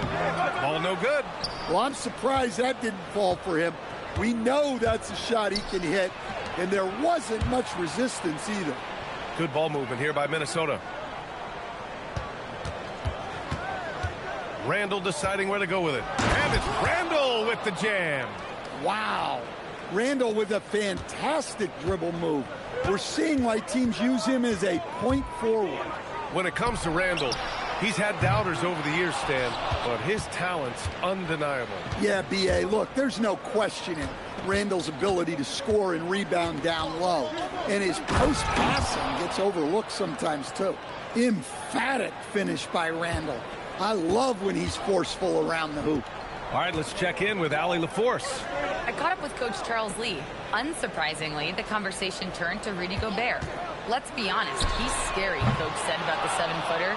He hinted their strategy might involve trying to, quote, lure Rudy out of the paint so he's not there to slap away our layups. Maybe some tricky play here to try and push Gobert out of his comfort zone. Guys, back to you. As always, Allie, we thank you. And he gets the bucket. And setting the tempo with an assertive move. Like, where was the defense on that play? Well, when you are the aggressor this early, it is intimidating. Now here's DiVincenzo. Pass to Randall. Over Bridges. Hits the front of the rim and out. Hornets trail by 4. Here's Miller. Oh, he goes up high for the two-handed slam. Oh, yes. 2 loud points from Miller, making his presence felt. Back to Randall.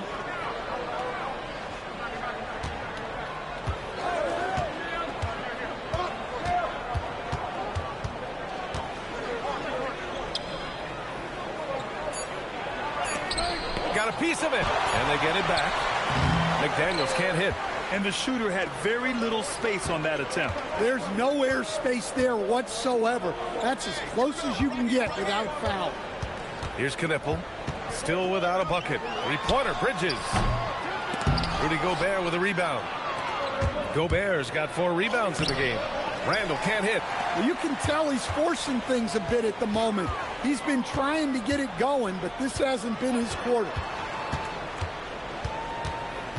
Miller, the pass to Ball. And he misses the go-ahead basket.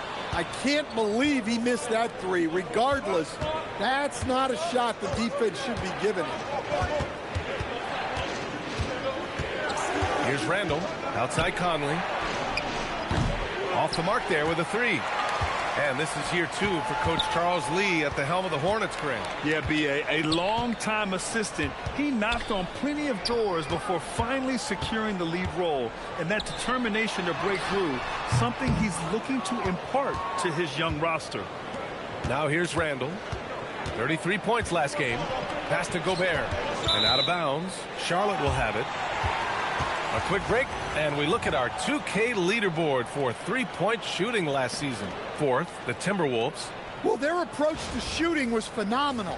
They didn't force many threes, and when they got a good look, they drilled it. And some changes here for the Timberwolves.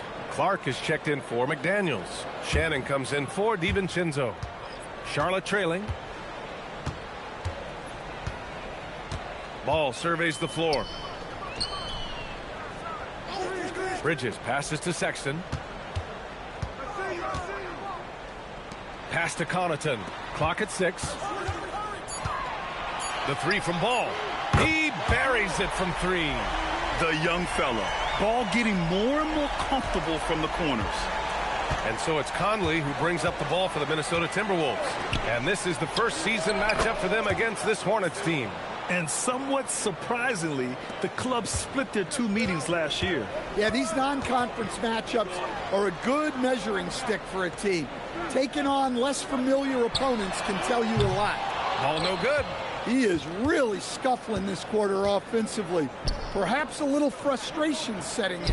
8-second difference between the shot clock and game clock.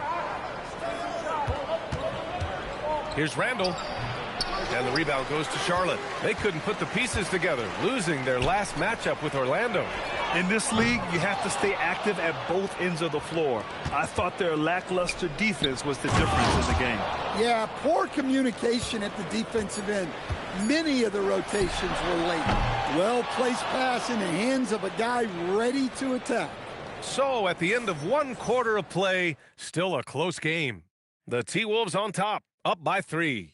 And back in a moment as we'll get underway with quarter number 2.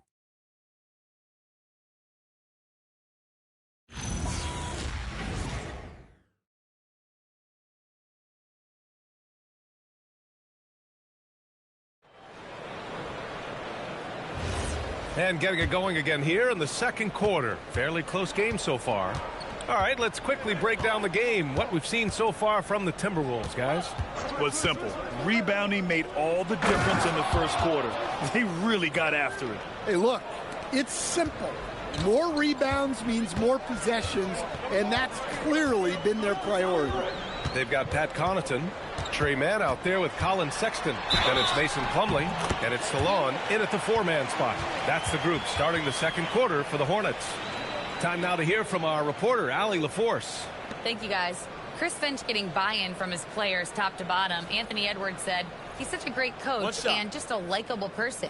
He will coach you hard, and he comes in ready to work every day. You look forward to working with someone like that. Brian, back to you. Has them bought in. Thanks much for the report, Allie. Sexton, no good on the free throw. And we're joined now by Shams Charania. He's calling in with a story. Good to have you, Shams. What's going on? Well, fans becoming very familiar with the term second apron over the last few seasons. Front offices admit the devil is in the detail. While it's not exactly a hard cap, teams are showing little willingness to endure the penalties that come with persisting above that second apron threshold. That's for certain. Shams, thank you for the report. Now here's Mann. 9 points for him in his last game. Fires the 3. Sexton misses. Pass to Shannon. To the middle. Here's Freeman. Here's Shannon. Jacks up a 3. Plumlee pulls down the board. Hornets trail by 3. On the wing, Connaughton. A minute and a half gone in the second quarter. And here's Mann. No points yet. Here's Sexton. It's rebounded by Minnesota. A tough loss coming against the Lakers in their last game played. It was almost like they looked stunned when the game slipped through their fingers. Being on the wrong end of an upset leads to a quiet ride home. Yeah, it's a loss that'll stick with them for a while, that's for sure. But a game like that can be a motivator going forward. For Charlotte, they've gone just 1 of 3 to begin the second quarter. Stan, you look at Naz Reid, he gives you some size, but he is a dangerous scorer, especially from the perimeter. Absolutely, B.A. And also, Reid is one of the most entertaining players to watch. So many deflections, blocks, dunks, hits threes. He does it all.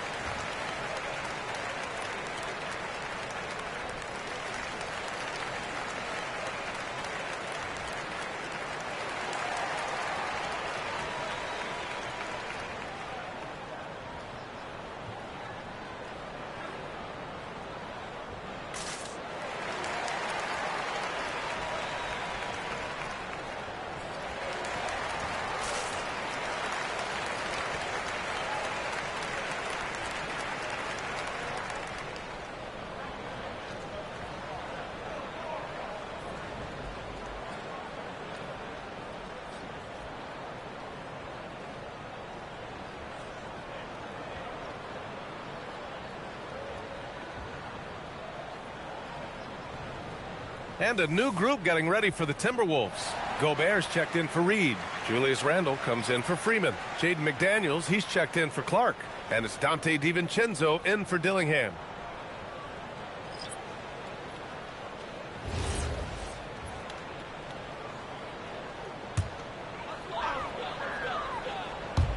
And here's Charlotte now, trailing by 5.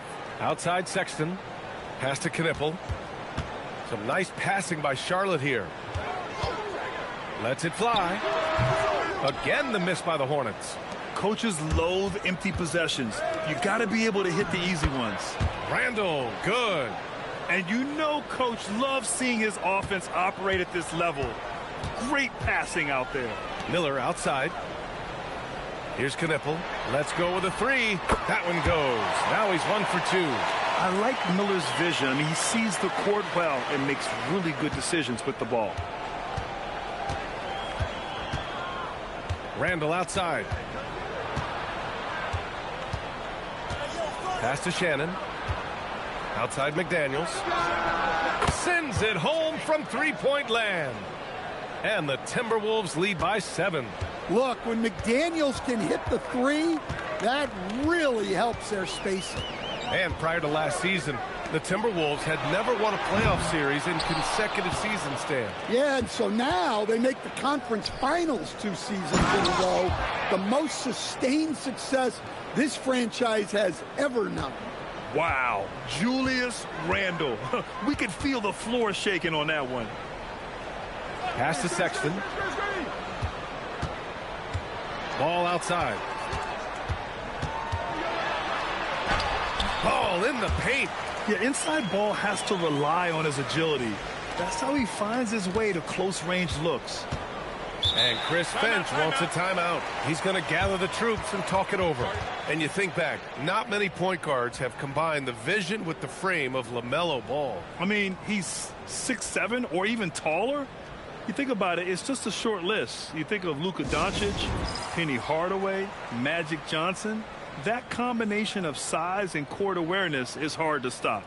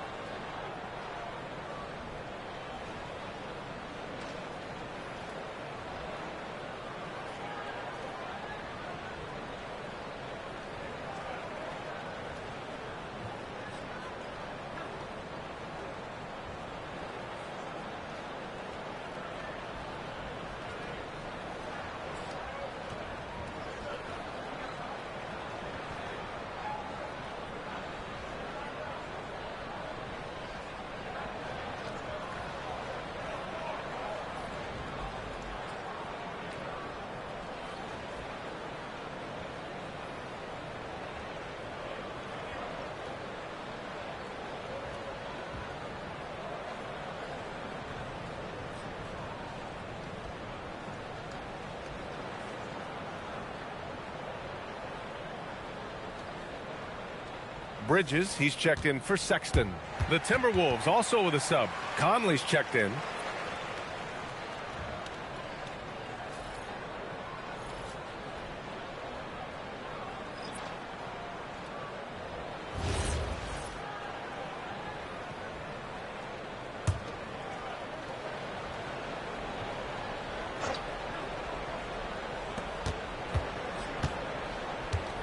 Outside, DiVincenzo. 1:51 left in the first half. For 3, Randle. Miller pulls it in. And here's Miller. He'll bring it up for Charlotte. 7-point differential. They'll face the Jazz after this game. That'll be at home. It's game 3 of a trifecta at home. Launches a 3. Hauled in by DiVincenzo. Minnesota has gone 1 of 4 from three-point land here in the second. Pass to McDaniels. Back to DiVincenzo. Shot clock at 6. For 3, Conley. The shot off that time. And just terrible defense. I don't know how he missed that shot. And let's send it over to Allie LaForce. Thanks a lot, B.A. Many have predicted an all-star future for Brandon Miller. He said, I don't really read anything like that. I just focus on what I can do today. It's all about the work. That's the only way to get better. I just came in with the mindset of making my team better and being a winning player. B.A., back to you. Okay, Allie, thanks a lot. Definitely a volume shooter from range. DiVincenzo lurks on the perimeter, looking for these openings to strike. Pass to Bridges. Inside. And there's the slam dunk to finish it off. I'll tell you, he is so tough to keep down once he gets near that rim. Yeah, he can get up even a few notches higher. About 3 seconds between the shot clock and the game clock. McDaniels finds Randall.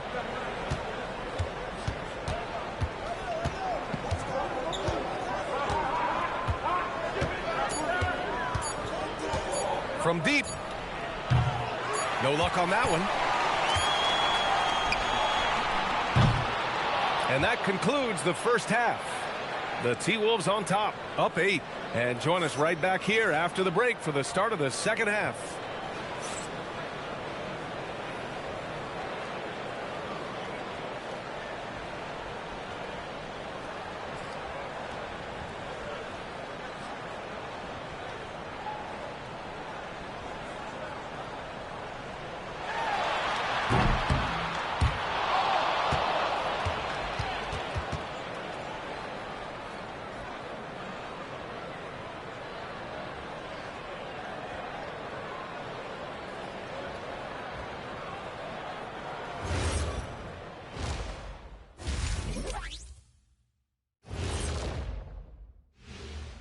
Thanks for joining us, everyone. Let's first take a gander at the rest of the NBA schedule for the night and what's in store. The Bucks playing at Fiserv Forum as they go up against the Kings. 5 p.m. Eastern for the tip-off in that one. That sounds like a blowout. And turning our attention to the first half of our game tonight, bit of a tough start for the Hornets. Well, let's be honest. They haven't taken this game seriously, and the score just reflects it. Yeah, shooting below 30% from three. 30? The joke. Yeah, that's what I said. The joke is definitely on them thus far. Jeez.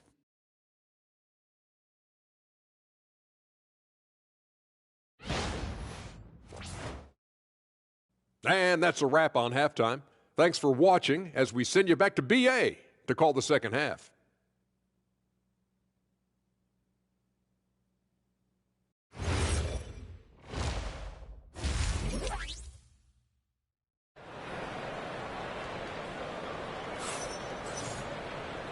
And we've got third quarter basketball here. 2 quarters in the books. One of the stories here, Julius Randle. He is getting it done today. Can they come up with an answer for him coming out of the half? They have to change something defensively. Yeah, I'd love to see what they drew up in the locker room, because you're right. He's the problem right now. So for Minnesota right now, Randle and Gobert are in the middle. Mike Conley out there with Dante DiVincenzo. And it's McDaniels in at the small forward position. Good ball movement here by Minnesota. 6 to shoot for 3. DiVincenzo. Yes, great play by Conley to set it up. Conley's got 3 assists in the game. This defense is getting spaced out. 3 of the last 5 buckets have come from way beyond the arc. Now here's Ball. Pass to Bridges.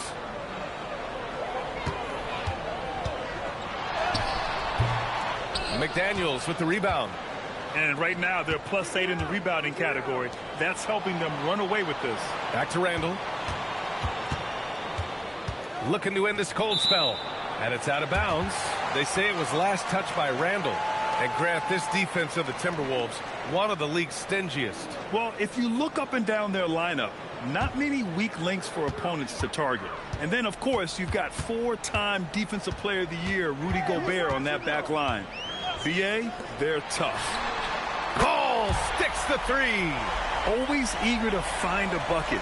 Ball drops into his shot immediately. DiVincenzo pass to Gobert. Randle outside. 3-pointer. Knipple with the rebound. Well, the defense catches a break there. You expect him to make those. And that one's good. Probably a play they drew up in the locker room at half. Yeah, I like how they're establishing their interior presence right away. That's going to collapse the defense and create other opportunities. Now here's McDaniels. And it's going to be a 3-second call. And looking at second chance points last year, here were the teams that did the most damage on the offensive glass. Fourth, the Hornets. This is a hustle stat. This team pounded the offensive glass, and it shows in their numbers from last year. Ball passes to Bridges. And we're just about 2 minutes into the final half of play now. They set the pick. Off target from three-point range. Minnesota leading by 6. McDaniels passes to DiVincenzo. And here's Randall. Fires for 3. Connects from downtown. Randall's got 13. Man, they're having a hard time defending the triple. That's 3 in a row. Ball outside. There's the 3. Doesn't go that time. And they just continue to dominate the boards. To the inside. Ooh! Alley-oop finish with authority by Gobert. Well, I like when Gobert's teammates use his length on offense. Textbook alley-oop there. Ball against DiVincenzo. Now here's Ball. Defense right on him. It's rebounded by Minnesota. DiVincenzo's got 4 rebounds in the game. Yeah, just hasn't been able to find his rhythm offensively, and that's having a ripple effect. And they've been able to maintain this lead despite his inconsistency from the field. Randall with a steal. Here's McDaniels. Randall outside.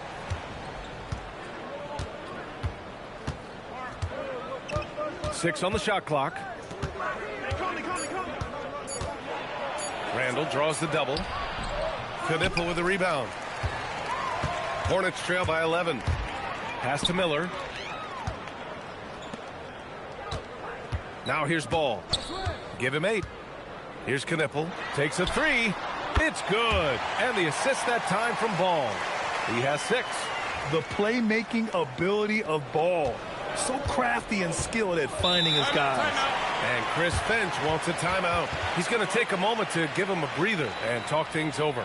And grant the Hornets, as of last season, with a new front office, trying to evaluate their young talent. Yeah, tough to do when you have so many injuries.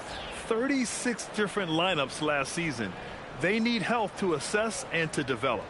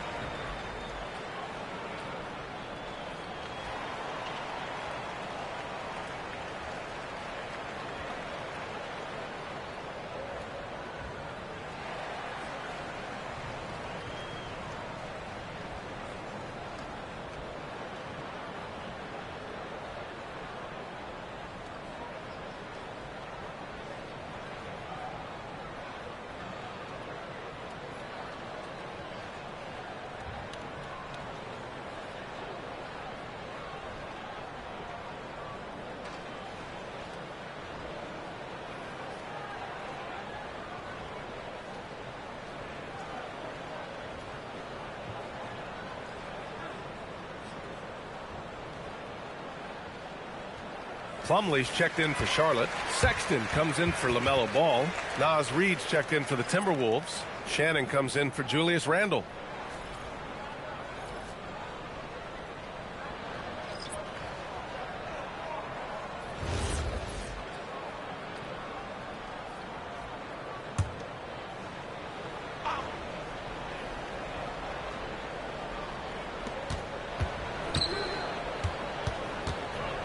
We've got 1:48 left in the third quarter here.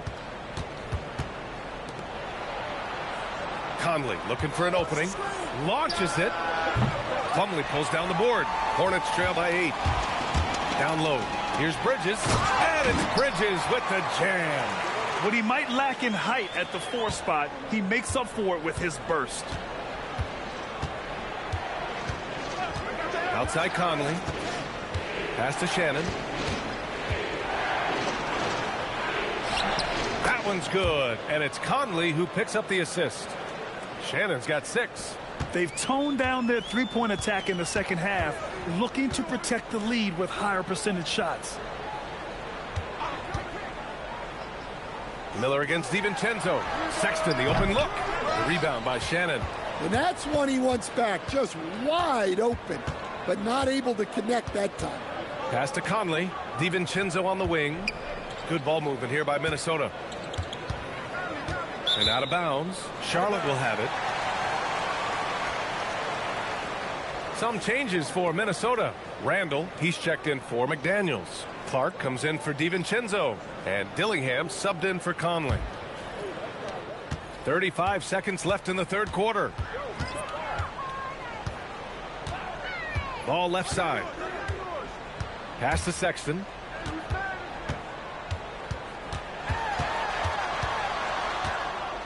Here's Diabate. Clock at 6. Charlotte, no good that time either. Here's Dillingham. Yet to see a basket. Reed. A slam dunk by Reed. Attacking the rim with power. Tremendous finish. Yeah, so skilled offensively. Getting the ball in his hands is generally a good idea. And so it's the Minnesota Timberwolves closing out this quarter with a 7-point lead. They've had incredible success defensively, taking away good looks and pressuring shooters. Back to the game after this break.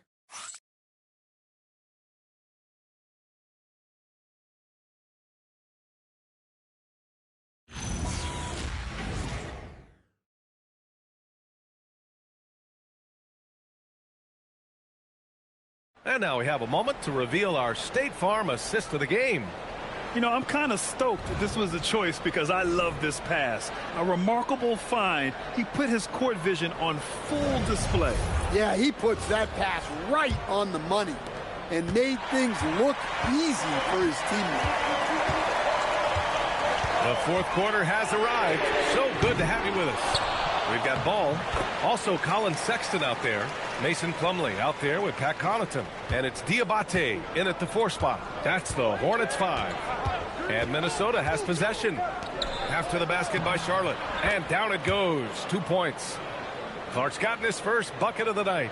Not a lot of guys with the size that Randall has can run the pick and roll. It's impressive how you can put him on either side of it. Now here's Ball. Plumlee a screen. Fires from deep. Ball no good. Connaughton against Clark. Here's Randall. And it's Randall with the jam. Good passing to set that up. Teamwork on display. Ball outside. Will not go. Misses off the front iron. The Timberwolves lead by 9. Randall outside. Clark outside. Here's Dillingham. Check by Sexton. Fades away. Plumlee pulls down the board. And the defense gave him no space. He had to fade back. That's not an easy look for most guys. Now here's Ball. That doesn't go either for Ball. It's clear he's totally out of sync. The team needs to rethink its strategy around what to do with him. Clark, no good. Hornets trail by 9. Ball with it. Connaughton outside.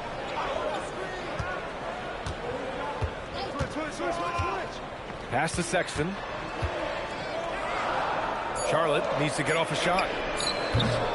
Charlotte, no good that time either. The Timberwolves have gotten half of their attempts to fall in the fourth. 2 for 4 now.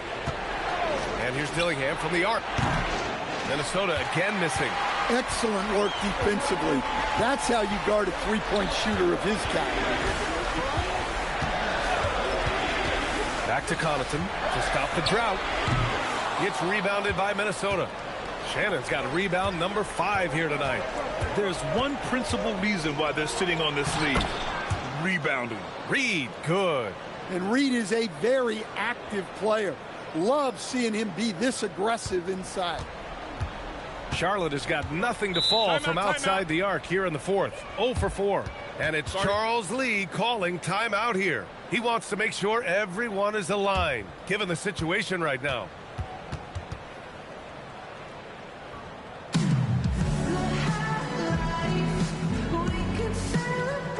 Both teams will make substitutions. All right, let's get a report from Allie. Over that last break, I got a chance to hear what Charles Lee said to the team. He asked his team to take in the moment, saying, this is what it's all about, guys. This is why we work so hard and why we love this game. Embrace it. Back to you guys. All right, appreciate it, Allie.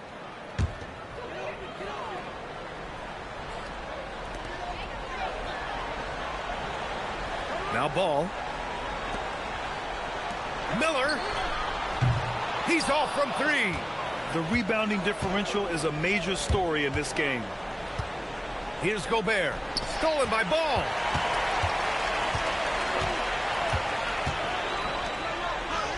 Oh, the feathery touch. Dropped it right over the rim. Well, he saw the height advantage he had and went right up with it. That's exactly what you want him to do there. Outside Conley. Into the lane. And it's in there. Yeah, Conley is not an easy cover. He can be quick on his feet when he sees a lane to the basket. LaMelo!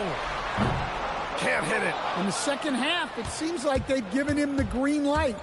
Might want to rethink that. Here's Randall. No stranger to getting to the line. Randall had a chance to draw a foul, and he made sure the ref saw it.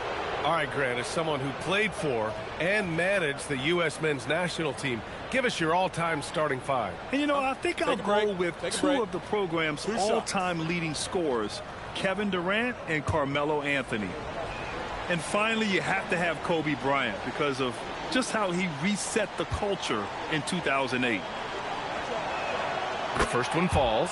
Well, Grant, we've heard Anthony Edwards talk about trusting his teammates. He understands you need everybody. Yeah, a lot falls on his shoulders offensively with this team, B.A. So those playmaking decisions in the moment, a lot easier said than done.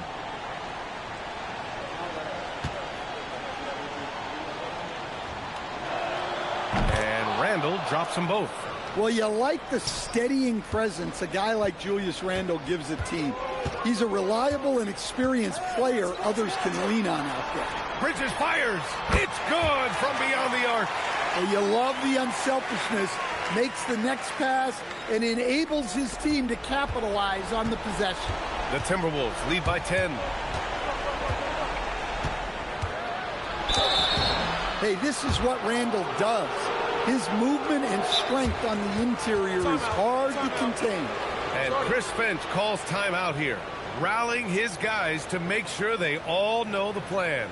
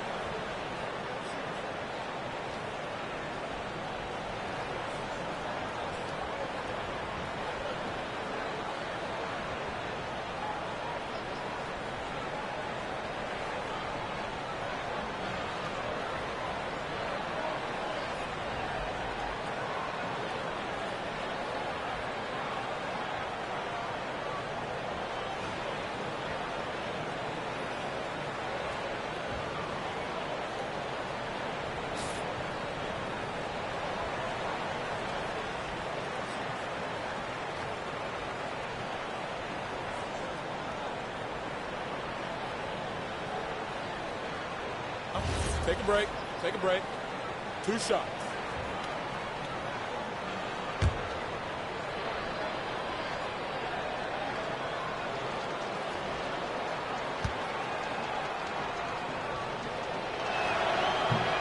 Ooh, he doesn't hit the first. That was the one they really wanted. He's got one more, though.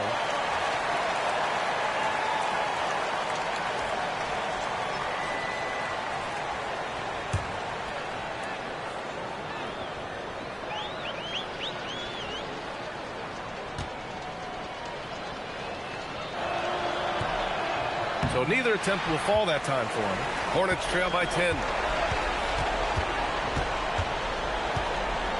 Now Ball.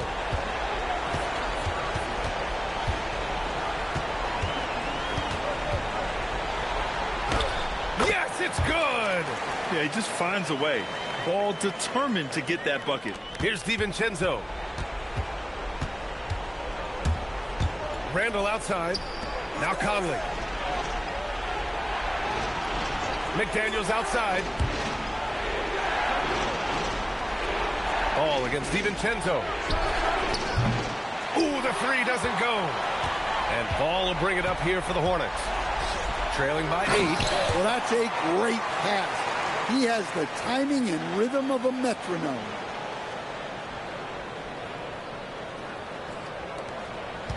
The Timberwolves have got 4 of 8 shots to drop here in this final quarter. They double Randall. Now Gobert. And now they decide to foul intentionally. And they clearly prefer to take their chances with him at the line.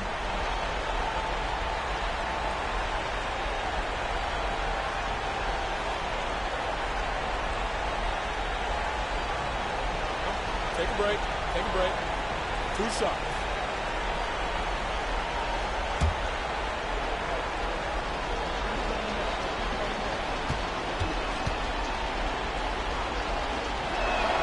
He drops the first one, and that makes it a 7-point lead.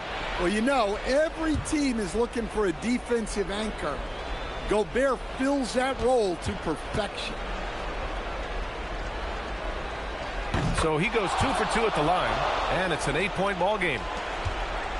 41 seconds left in the fourth quarter. Here's Ball.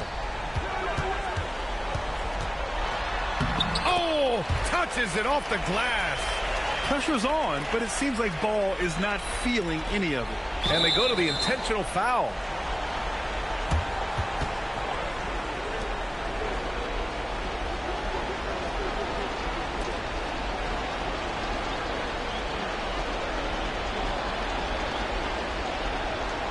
Shoot 2.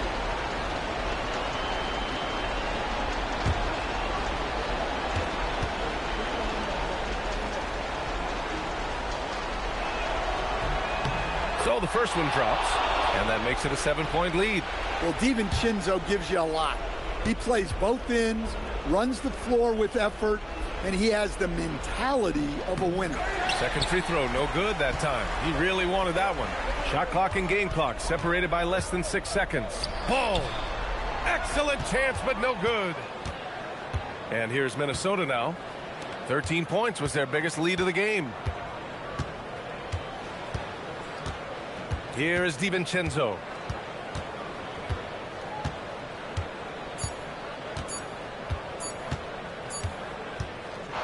So we see the Timberwolves get the win here.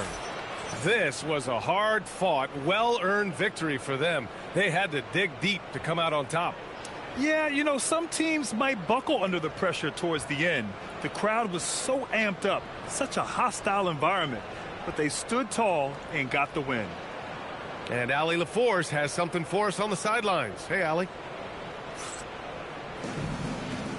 Dante, you won state titles in high school, 2 national titles at Villanova, and now a growing role in the NBA. What has been the secret to your success? It's my ability to adapt. Different teams, different dynamics of different teams, and just my ability to adapt to that team and fit. Sky's the limit, guys. Thanks, Allie. Great interview once again. And that's going to do it tonight, folks, for our broadcast. For Grant Hill, Allie LaForce, and Coach Stan Van Gundy, this is Brian Anderson. Thank you for watching the NBA on 2K Sports. And now let's take a look at our player of the game.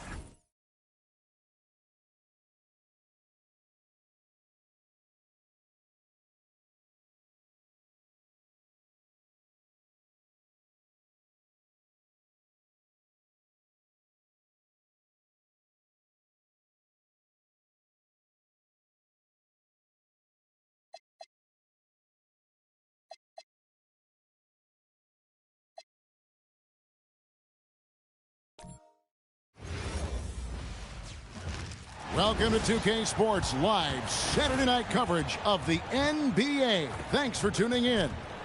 In this game, we'll see the Detroit Pistons going up against the Dallas Mavericks. This is Kevin Harlan with Greg Anthony and Doris Burke, and roaming the sideline for tonight's game, our Allie LaForce. Now, a look at Dallas's starting lineup. The 4 and 5, it's Davis and Lively. Flag is out there with Thompson, and it's Washington in at the small forward. And for the Pistons, the forwards are Thompson and Harris. Duncan Robinson out there with Cade Cunningham.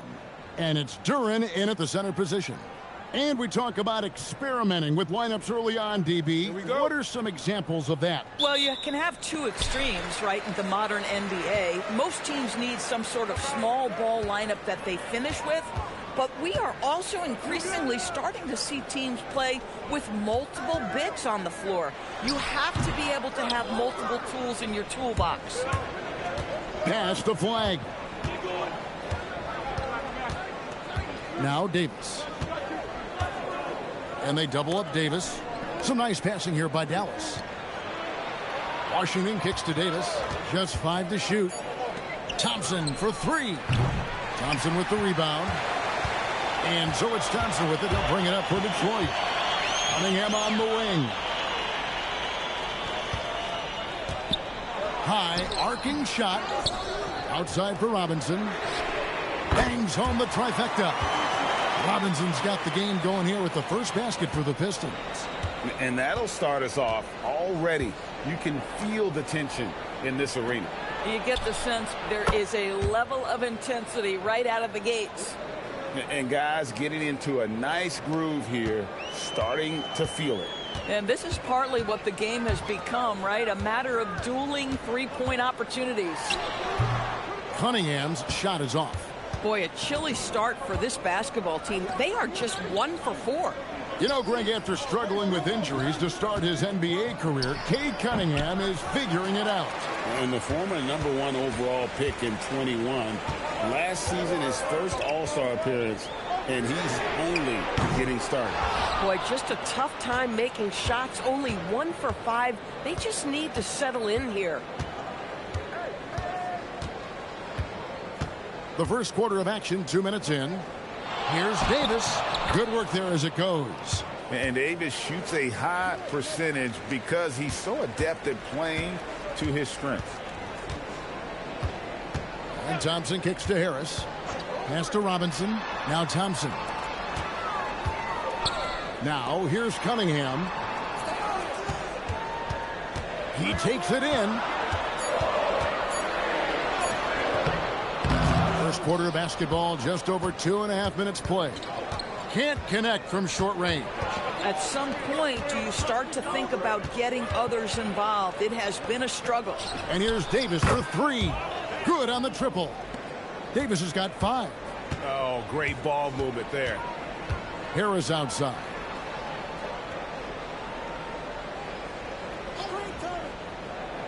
Back to Cunningham. Over flag. Out to Thompson. To halt the run. And Duren slams it in. That's what he gives you, a big-time presence on the glass. And you know what, Greg? Once he gets his hands on it, he's not even thinking about kicking it out. No reason to do so there. He was going to lead, no doubt. We're now joined by our sideline reporter, Allie LaForce. Allie, it's all yours. Hey, guys. Anthony Davis prefers playing power forward. He said, quote, "If I have to play the 5, then it's totally fine. At the end of the day, I trust coach's decision." I'm pretty sure he heard AD wants to play the 4, but I want to win. So if that's me playing the 5, that's what it's going to be. Kevin, back to you. He can do both. All right, Allie, thanks a lot. Nice job clearing some space out under the boards and setting himself up there for the putback. And not just any old putback, Clark, but a big, big foul. Pass to Washington.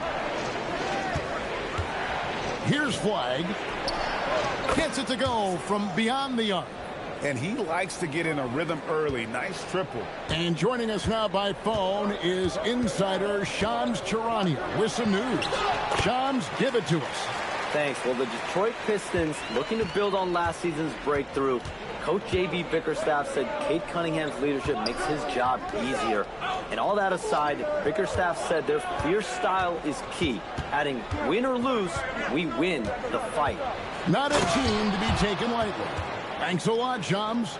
And he'll get a head of steam when there's that much of a lane. You can't get in AD's way. Pass to Duran, going inside. When you can get off the floor like that, that wipes away any height advantage. For Dallas, they've gone 5 of 8 from the field, shooting over 62%. Thompson outside, launches it. Detroit with the rebound.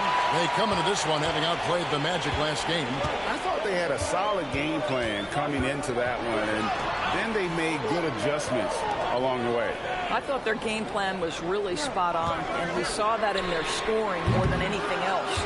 Just doing the job on the backboard. About 7 seconds separating the shot and game clocks. Flags has a screen for Thompson. Here's the three.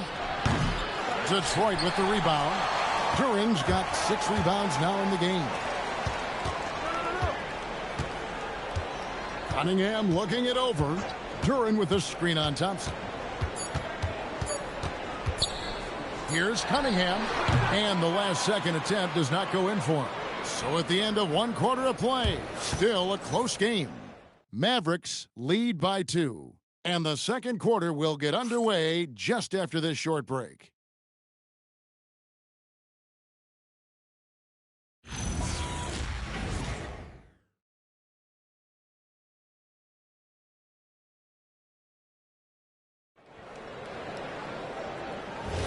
And close game underway so far. We'll see if either of these teams can jump out in the second quarter. And some stats here, guys. The scoring breakdown for the Mavericks. Well, they haven't wasted any time getting into a groove from deep, putting up and hitting a healthy amount of three-pointers thus far. Yeah, and what an excellent display of passing in the early stages of this game. A good deal of their points coming directly off quality passes. They've got Marcus Sasser. Holland is out there with Jones. Then there's Karis LeVert. And it's Stewart in at the center, filling out the middle. They're the group Detroit will start the second with. You know, with Daniel Gafford, they have an element inside that a lot of teams are looking for. Well, let's begin with his motor. Daniel Gafford wants to play hard and compete on every possession. He's a lob threat and a rim protector. Give me all of that. Here's Sasser. Stewart with the screen on Russell. Shot clock at 6. Now Sasser. A shot goes down and he gets this game back to even. Sasser's got the first basket of the second quarter for the Pistons. Here's Russell. 14 points from him the last game against Indiana. Not to mention the assists he piled up. You can see why his teammates like playing with him. And they haven't been able to turn it into a big lead, but their rebounding advantage is starting to add up. LeVert the pass to Stewart. Here's Sasser. And here's LeVert. He has yet to score. Quarter number 2. We're about 2 minutes in. There's Russell with the 3. It's hauled in by Stewart. For Detroit, they've gone 1 of 3 to start out the second quarter. Karis LeVert, great confidence in his ability to get off the dribble drive and make things happen. And so now a timeout called by Jason Kidd. Coach is going to take a few minutes to regroup and go over the strategy.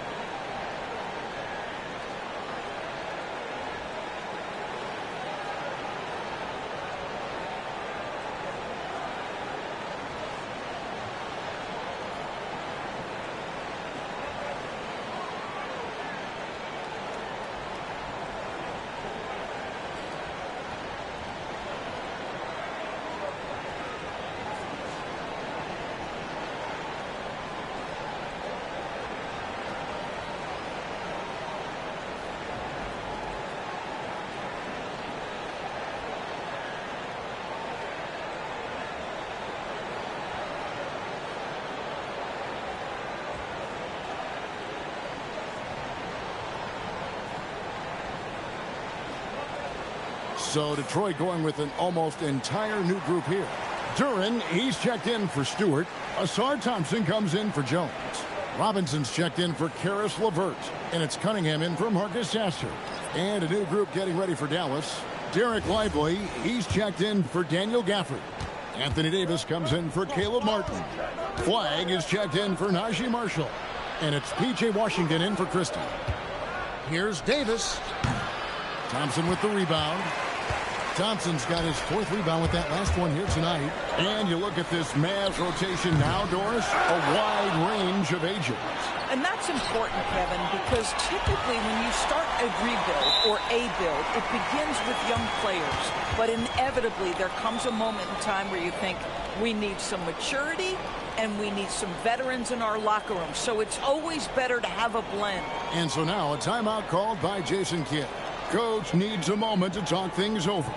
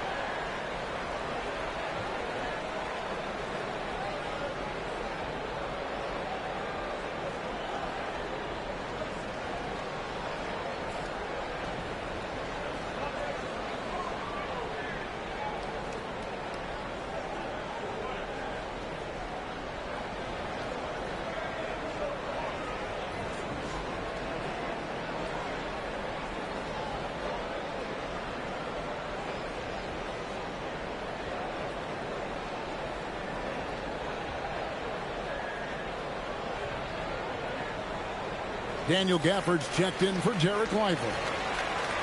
And in front of you now is a list of the players with the highest shooting percentage last season. Jalen Duran is second. Put the ball in the bucket. I mean, that's the name of the game, right? I mean, just ask him. He'll have the answer for you. Mavericks trail by 4. Here's Washington. Good, and it's Russell picking up the assist. Washington's got his 2nd bucket of the night. Boy, that's how you execute in the painted area. Love when P.J. Washington is assertive. Pass to Duran. Cunningham outside.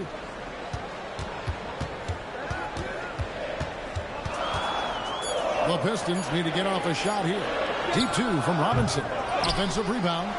Thompson for 3. That does not fall. Still looking for his first basket after 3 shots.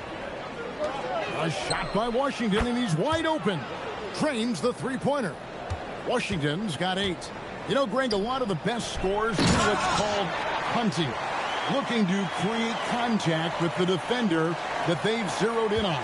Yeah, and that can be a legitimate technique to really negate a shot blocker. But when the offensive player basically initiates all the contact, we could do without some of those cheap foul calls against the defender.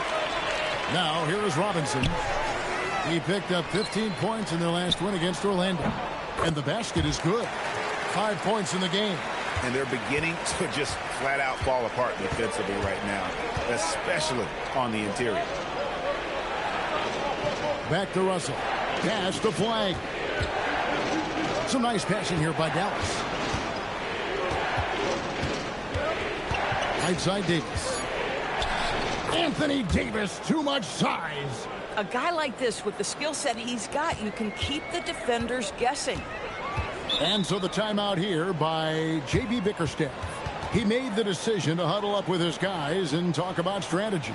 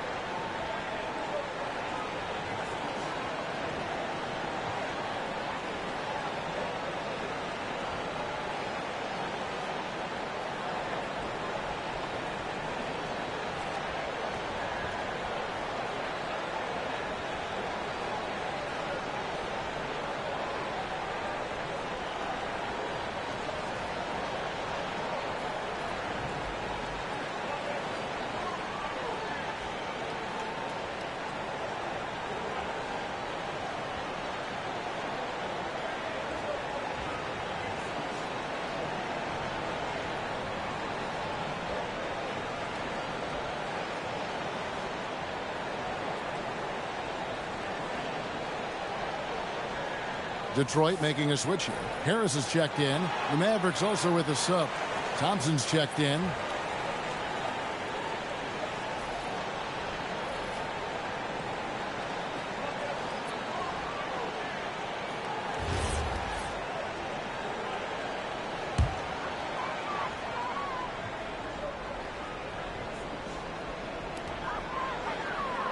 Duran with the bounce pass. Harris looking it over. Duran sets the screen for Harris. Detroit, no good that time either. And it's Russell with the ball. He'll bring it up for Dallas. They defeated Indiana in their last game. And in that one, the offensive execution made the difference. They found and exploited the mismatch repeatedly. Well, it was certainly a game that their analytics people had to love breaking down. I thought they exposed every weakness in the defense. And now, Allie LaForce says something for us from the sideline. Thank you, guys.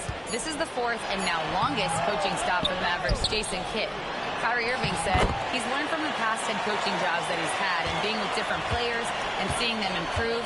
Now he's mastering his coaching philosophy and being an originator. Kevin, back over to you. He has definitely seen it all. Allie, as always, we appreciate your reporting. Maybe he's not one of the elite sharpshooters, but even still, that's not a shot the D can afford to give him. And Thompson kicks to Harris. Tried to come right back with the three of his own, but it's no good. Thompson passes to Washington. And foul on the shot. He'll shoot 2 at the free throw line. That one on Harris. This is his first chance at the line tonight. He struggled mightily at the free throw line in their last game.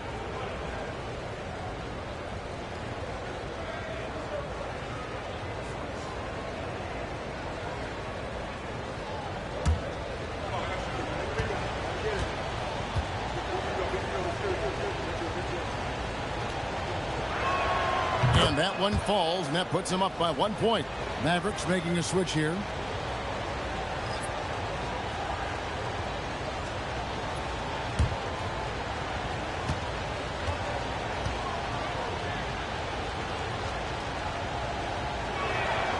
And he can't hit the second.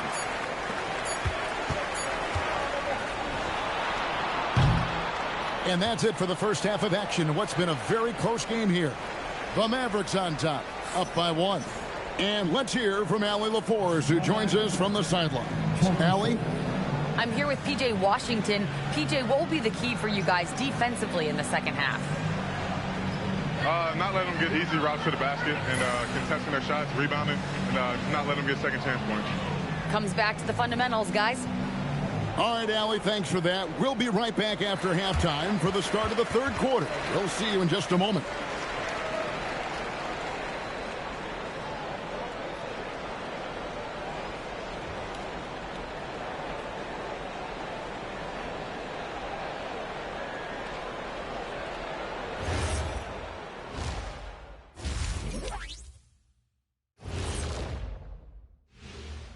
Welcome to the 2K Sports Halftime Show. The Detroit Pistons finding themselves in a closely contested game. As the half went on, you could see they were forcing shots, rushing things. You have to stay patient. And be unpredictable. Threaten the defense from all 3 levels. And since we have a moment, let's see what other games are coming up tonight. It'll be the Sacramento Kings up against the Bucks out in Milwaukee. 5 p.m. Eastern for the tip-off in that one. Yeah, but I don't think this is going to be close. Thanks for joining us. Now let's toss it to Kevin Harlan for the start of the second half.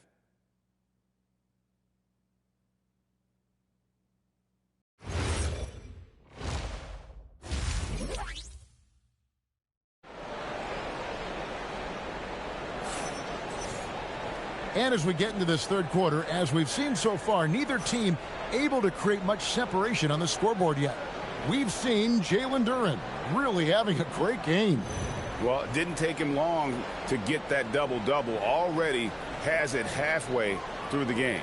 That takes a level of aggression and a level of focus, and he has brought it all night thus far. On the floor right now for the Mavericks, the 4 and 5, it's Davis and Lively. Klay Thompson is out there with Flag. And it's Washington in at the 3 spot. And it's Davis missing. Bad defense, bad shot. Neither working on that play. Indoors with the big trade last season, there's more than a little pressure to win in Dallas. Kevin, this organization traded away a generational star in Luka Doncic. One of the great players we've seen come into the league as an 18-year-old. And you got a player in Anthony Davis who has an injury history and is 6 years older. You better believe there's pressure in D-Town. Yeah, those are starting to add up, guys. Of their last 5 baskets, 3 have been triples. Cunningham passes to Harris. Thompson outside. Pass to Duren. Shot clock at 5. The Mavericks pull it in. Lively's got 5 rebounds tonight. Here's Flag, covered by Cunningham. Deep 2 from Robinson. And the rebound goes to the Mavericks. Struggling to get into their groove here, just 1 for 4. Pass to Flag. From past the arc. Ignoring the contact, Anthony Davis. Yeah, the added muscle Davis has put on, helping him on these tough finishes, flexing on him there. Now here is Robinson. Again, the miss by the Pistons. Yeah, the offense scuffling a bit to start this second half. Only 1 for the first 5. Flag with it. 6 points for him. Davis gets a wide open look. No good on the triple. Some tough offensive sets. They want to turn it around. Yeah, right now you just need a bucket to get some momentum. Harris's shot is off.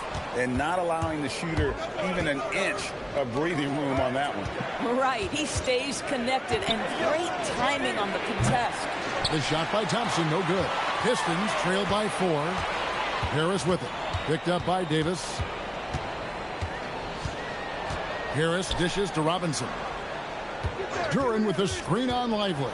Cunningham, and he finishes nicely on the layup. Cunningham's got his 2nd bucket tonight.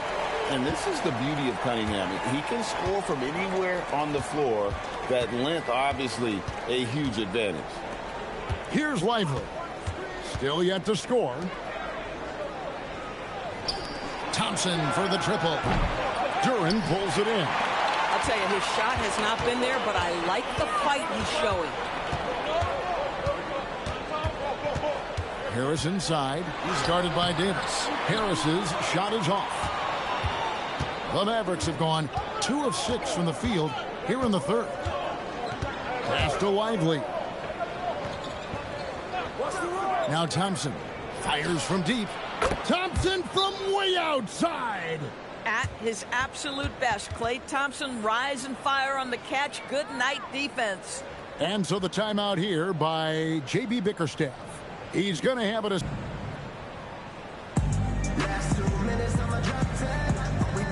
LeVert's checked in for Cunningham. Russell, he's checked in for the Mavericks. While we have the time, let's take a look at last season's best transition teams. The Pistons 2nd. Yeah, I mean, it's a crowd-pleasing style, right? I mean, this club just got out and ran at every possible chance. And this young Pistons team, GA, you and I love them, building around toughness. Yeah, offensively, attacking the paint, defensively, where they are engaged. And they'll send you to the foul line quite a bit, but it's a product of that hard-nosed style. They get the rebound. Duren, no good. Boy, I'd like to see him finish that play with more authority. Lively a screen on Duren. Thompson misses. Boy, he hasn't helped them much tonight, but they've gotten a lot of productivity from other players. Back to Robinson. Pass to Harris. Thompson sets the pick for Harris. Lets the 3 fly. Drills the 3-pointer. Harris has got 5 points so far. And really a combo forward with a solid outside touch. Harris is the ideal fit for the modern NBA. Now, here's Thompson. He's got 6. And he can't answer back. The three-pointer offline. He might be forcing things a little bit right now. Credit the defense for how they're playing him. Robinson, that's good. Great awareness by Thompson, wanting to find his open teammates whenever he can. Russell feeling it out a bit. Deflects the pass. That's out of bounds. The Mavericks able to retain possession here. And he made the right read on that play, but just couldn't secure the steal. Yeah, the anticipation was there. The hustle was there. Very close to picking that one. Here's what Detroit's going with right now. Stewart checked in for Jalen Duren. Holland comes in for Harris. Cunningham, he's checked in for Duncan Robinson. And Marcus Sasser subbed in for Thompson. Now, here is Russell. Scoreless thus far. And finished off by Davis. And when Davis gets going, you are in trouble because he will just power through you to get to his spots. Here's Sasser, and trying for the go-ahead basket. It doesn't go in. Just 1 second between the shot clock and game clock. Christie finds Davis. Dallas moving it around. Christie can't make it. Now, here's Cunningham. And it's wow, he nails the buzzer beater. And give him credit. Good awareness of the time remaining. And to me, the way you end quarters impacts how you end the game. It can go a long way between a W or an L. That's the end of the third, and it's all tied up. Live from Little Caesars Arena, you're watching 2K Sports.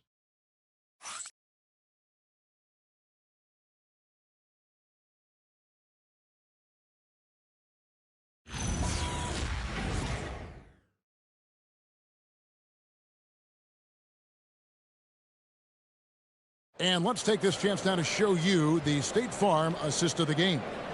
And he sliced the D wide open with his feed. They had no chance to prevent that basket. Well, that's what a great pass will do, right? You love the unselfish play. And I know I speak for all of us when I say I can't wait to see what kind of finish awaits us here in the fourth quarter. Levert out there with Holland. Then there's Isaiah Stewart. Then there's Marcus Sasser. And it's Cunningham in at the shooting guard position. That's the 5 and the 4 for the Pistons. That one goes. Count it. And obviously Cunningham wants to be a scorer. He makes a relentless effort to get points. Here's Russell. Off target with the free throw line, Jay. And boy, have they been hitting the backboard in this game or what? Kind of surprising it's such a tight game. Just the kind of play they need in a game this close. You know, that's the kind of aggression they want from their floor leader. Boy, and not just the aggression, the ability to get to the rim, but how about the finish with intention? Now, here is Russell.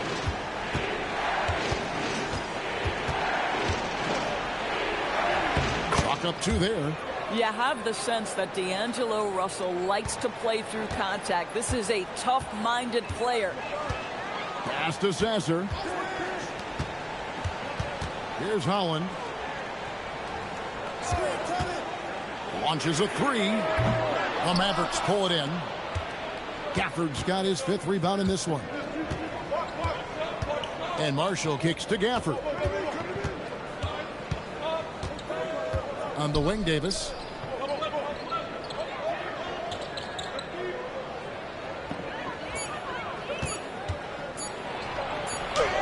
And he hits it just before the shot clock expires. Davis has got the game tied up here for Dallas. And so it's Cunningham. He'll bring it up for the Pistons. And J.B. Bickerstaff has called a timeout. He knows every possession is critical now.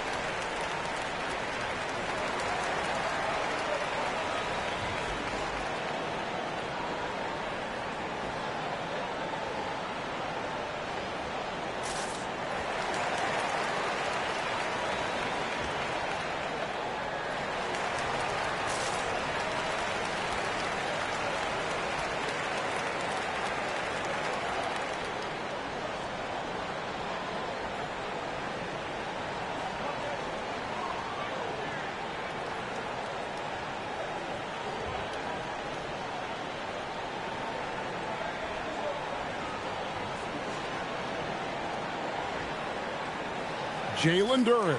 He's checked in for the Pistons. The Mavericks also with a sub. Derek Lively, he's checked in for Daniel Gafford. And now let's swing it over to Allie LaForce on the sideline. Hey, team, I was able to catch the message that J.B. Bickerstaff was giving to his team. He tried to loosen the tension a little, asking his guys, are we having fun? I know I am. Just relax out there and follow the game plan. We've got this. All right, Allie, thank you so much for that. Hollins kicks to LeVert.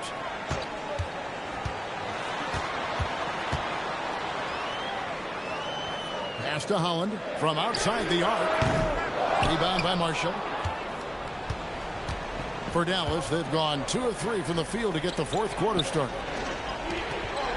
Some nice passing here by Dallas. Davis, the pass to Christie. Oh, they get it back. There's Russell with the 3. Connects from three-point range. Now it's a 3-point Maverick lead. Now LeVert. Duren with the screen on Christie. Here's LeVert. Pass to Cunningham. Looking to end the run. And Lively pulls it down. Lively's got 8 rebounds in this game. Outside Russell. Now Davis.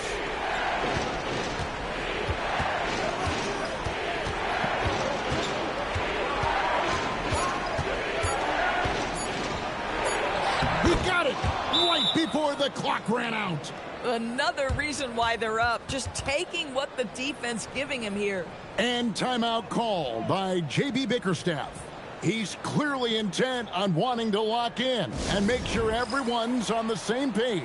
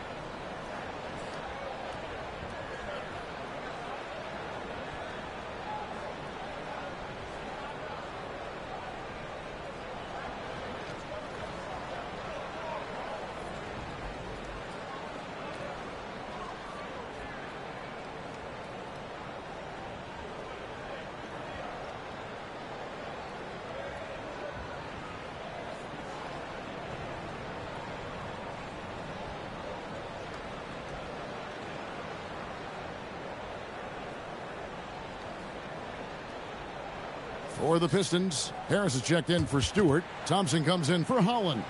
And it's Duncan Robinson in for LeVert. And then for Dallas, Washington's checked in for Marshall. Klay Thompson comes in for Max Christie.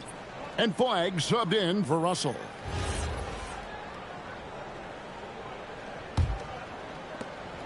Pistons trail by 5. Robinson outside.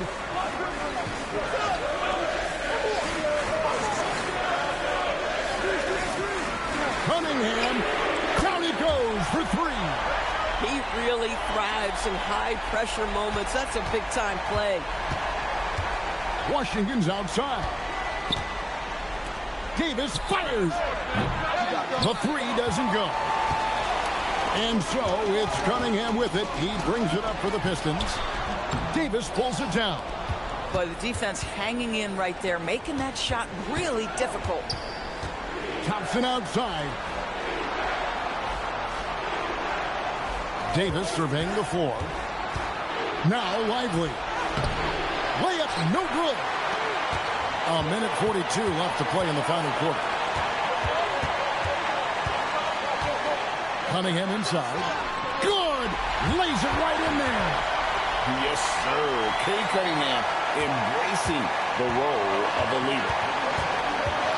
Here's Davis. Oh, what a play inside. Stepping up. Davis is a fantastic option late. You know with that height and skill set, he's going to get a good look. Now, here's Cunningham. Thompson outside. Duren with the screen on Washington. Outside Harris. It's stolen by Davis. Oh, that is a big-time jam. So much riding on that shot. What a bucket. I'll tell you, that changes things, doesn't it? Good job, young fella. What a game. Now, here's Cunningham. Flag with the rebound. And now they decide to foul intentionally.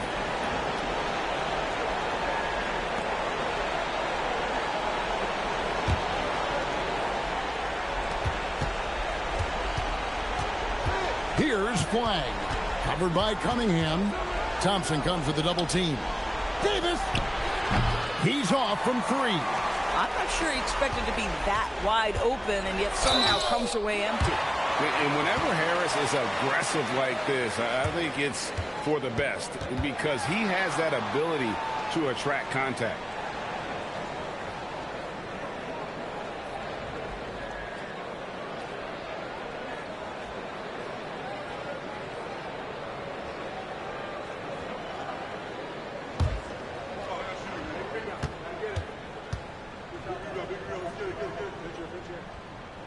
He doesn't hit the first, and that was the one they really wanted. He's got one more, though.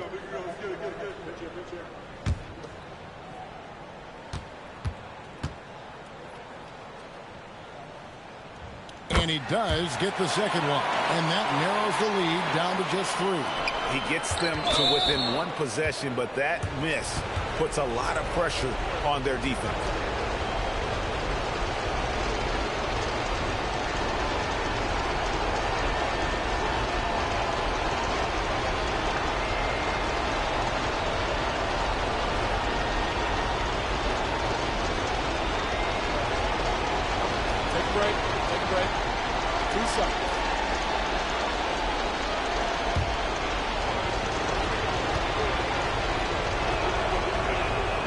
First free throw is good, and that gives them a 4-point cushion.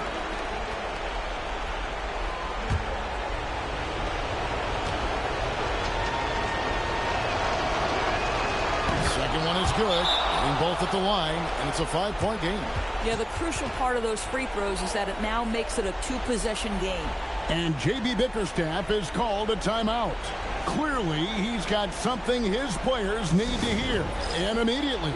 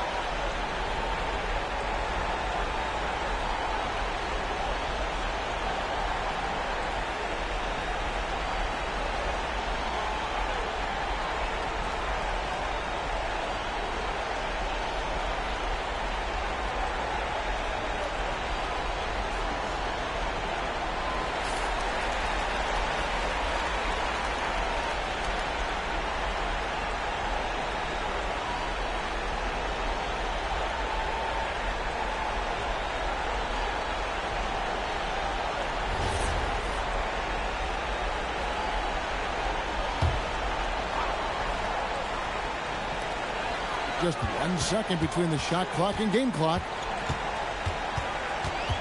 Now Robinson knocks down the 3.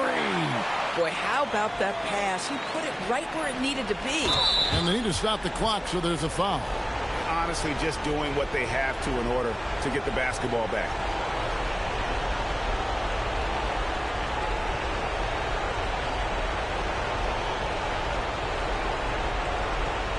Shoot 2.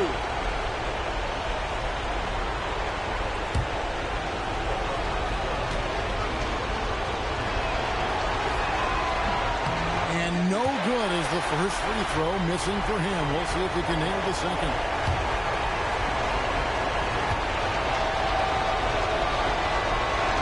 That's good. Going 1 of 2 from the line, and that makes it a 3-point lead.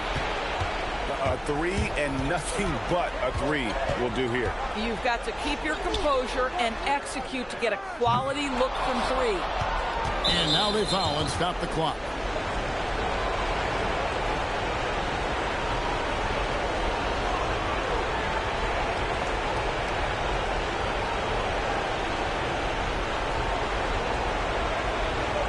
Take a break. Take a break. 2 seconds.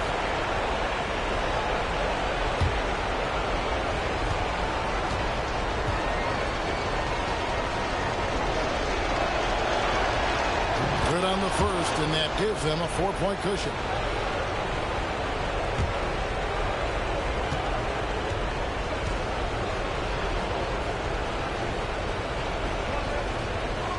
And he is unable to get the second one. So a close game sees Dallas taking this one. They seem to relish their role as the bad guy here tonight. You know, Kevin, I sense that as well. I mean, they really did feed off all of that negative energy this crowd was directing at them. I mean, they turned it around and used it as motivation to close out a significant win. Now let's send it over to Allie LaForce on the sideline with our player of the game. Allie, take it away. Well, AD, it was a closely contested game. Congrats on the win. What would you say is the mood of your team currently? Feels great. You know, we knew it was going to be a tough game for us. You know, they made a lot of tough shots. You know, and we just wanted to defend. You know, I think Coach called some great plays for us. We made some big-time stops. You know, we came out with the win tonight. Well, Coach will always make sure this team has defense at the top of its priority list. Thanks, AD. Good stuff, Allie. Thanks. And that's going to do it tonight, folks, for our broadcast. For Greg Anthony, Doris Burke, Allie LaForce, and the rest of our terrific 2K crew, this is Kevin Harlan. Hope you enjoyed our broadcast. And as we leave you, we give you our player of the game, Anthony Davis.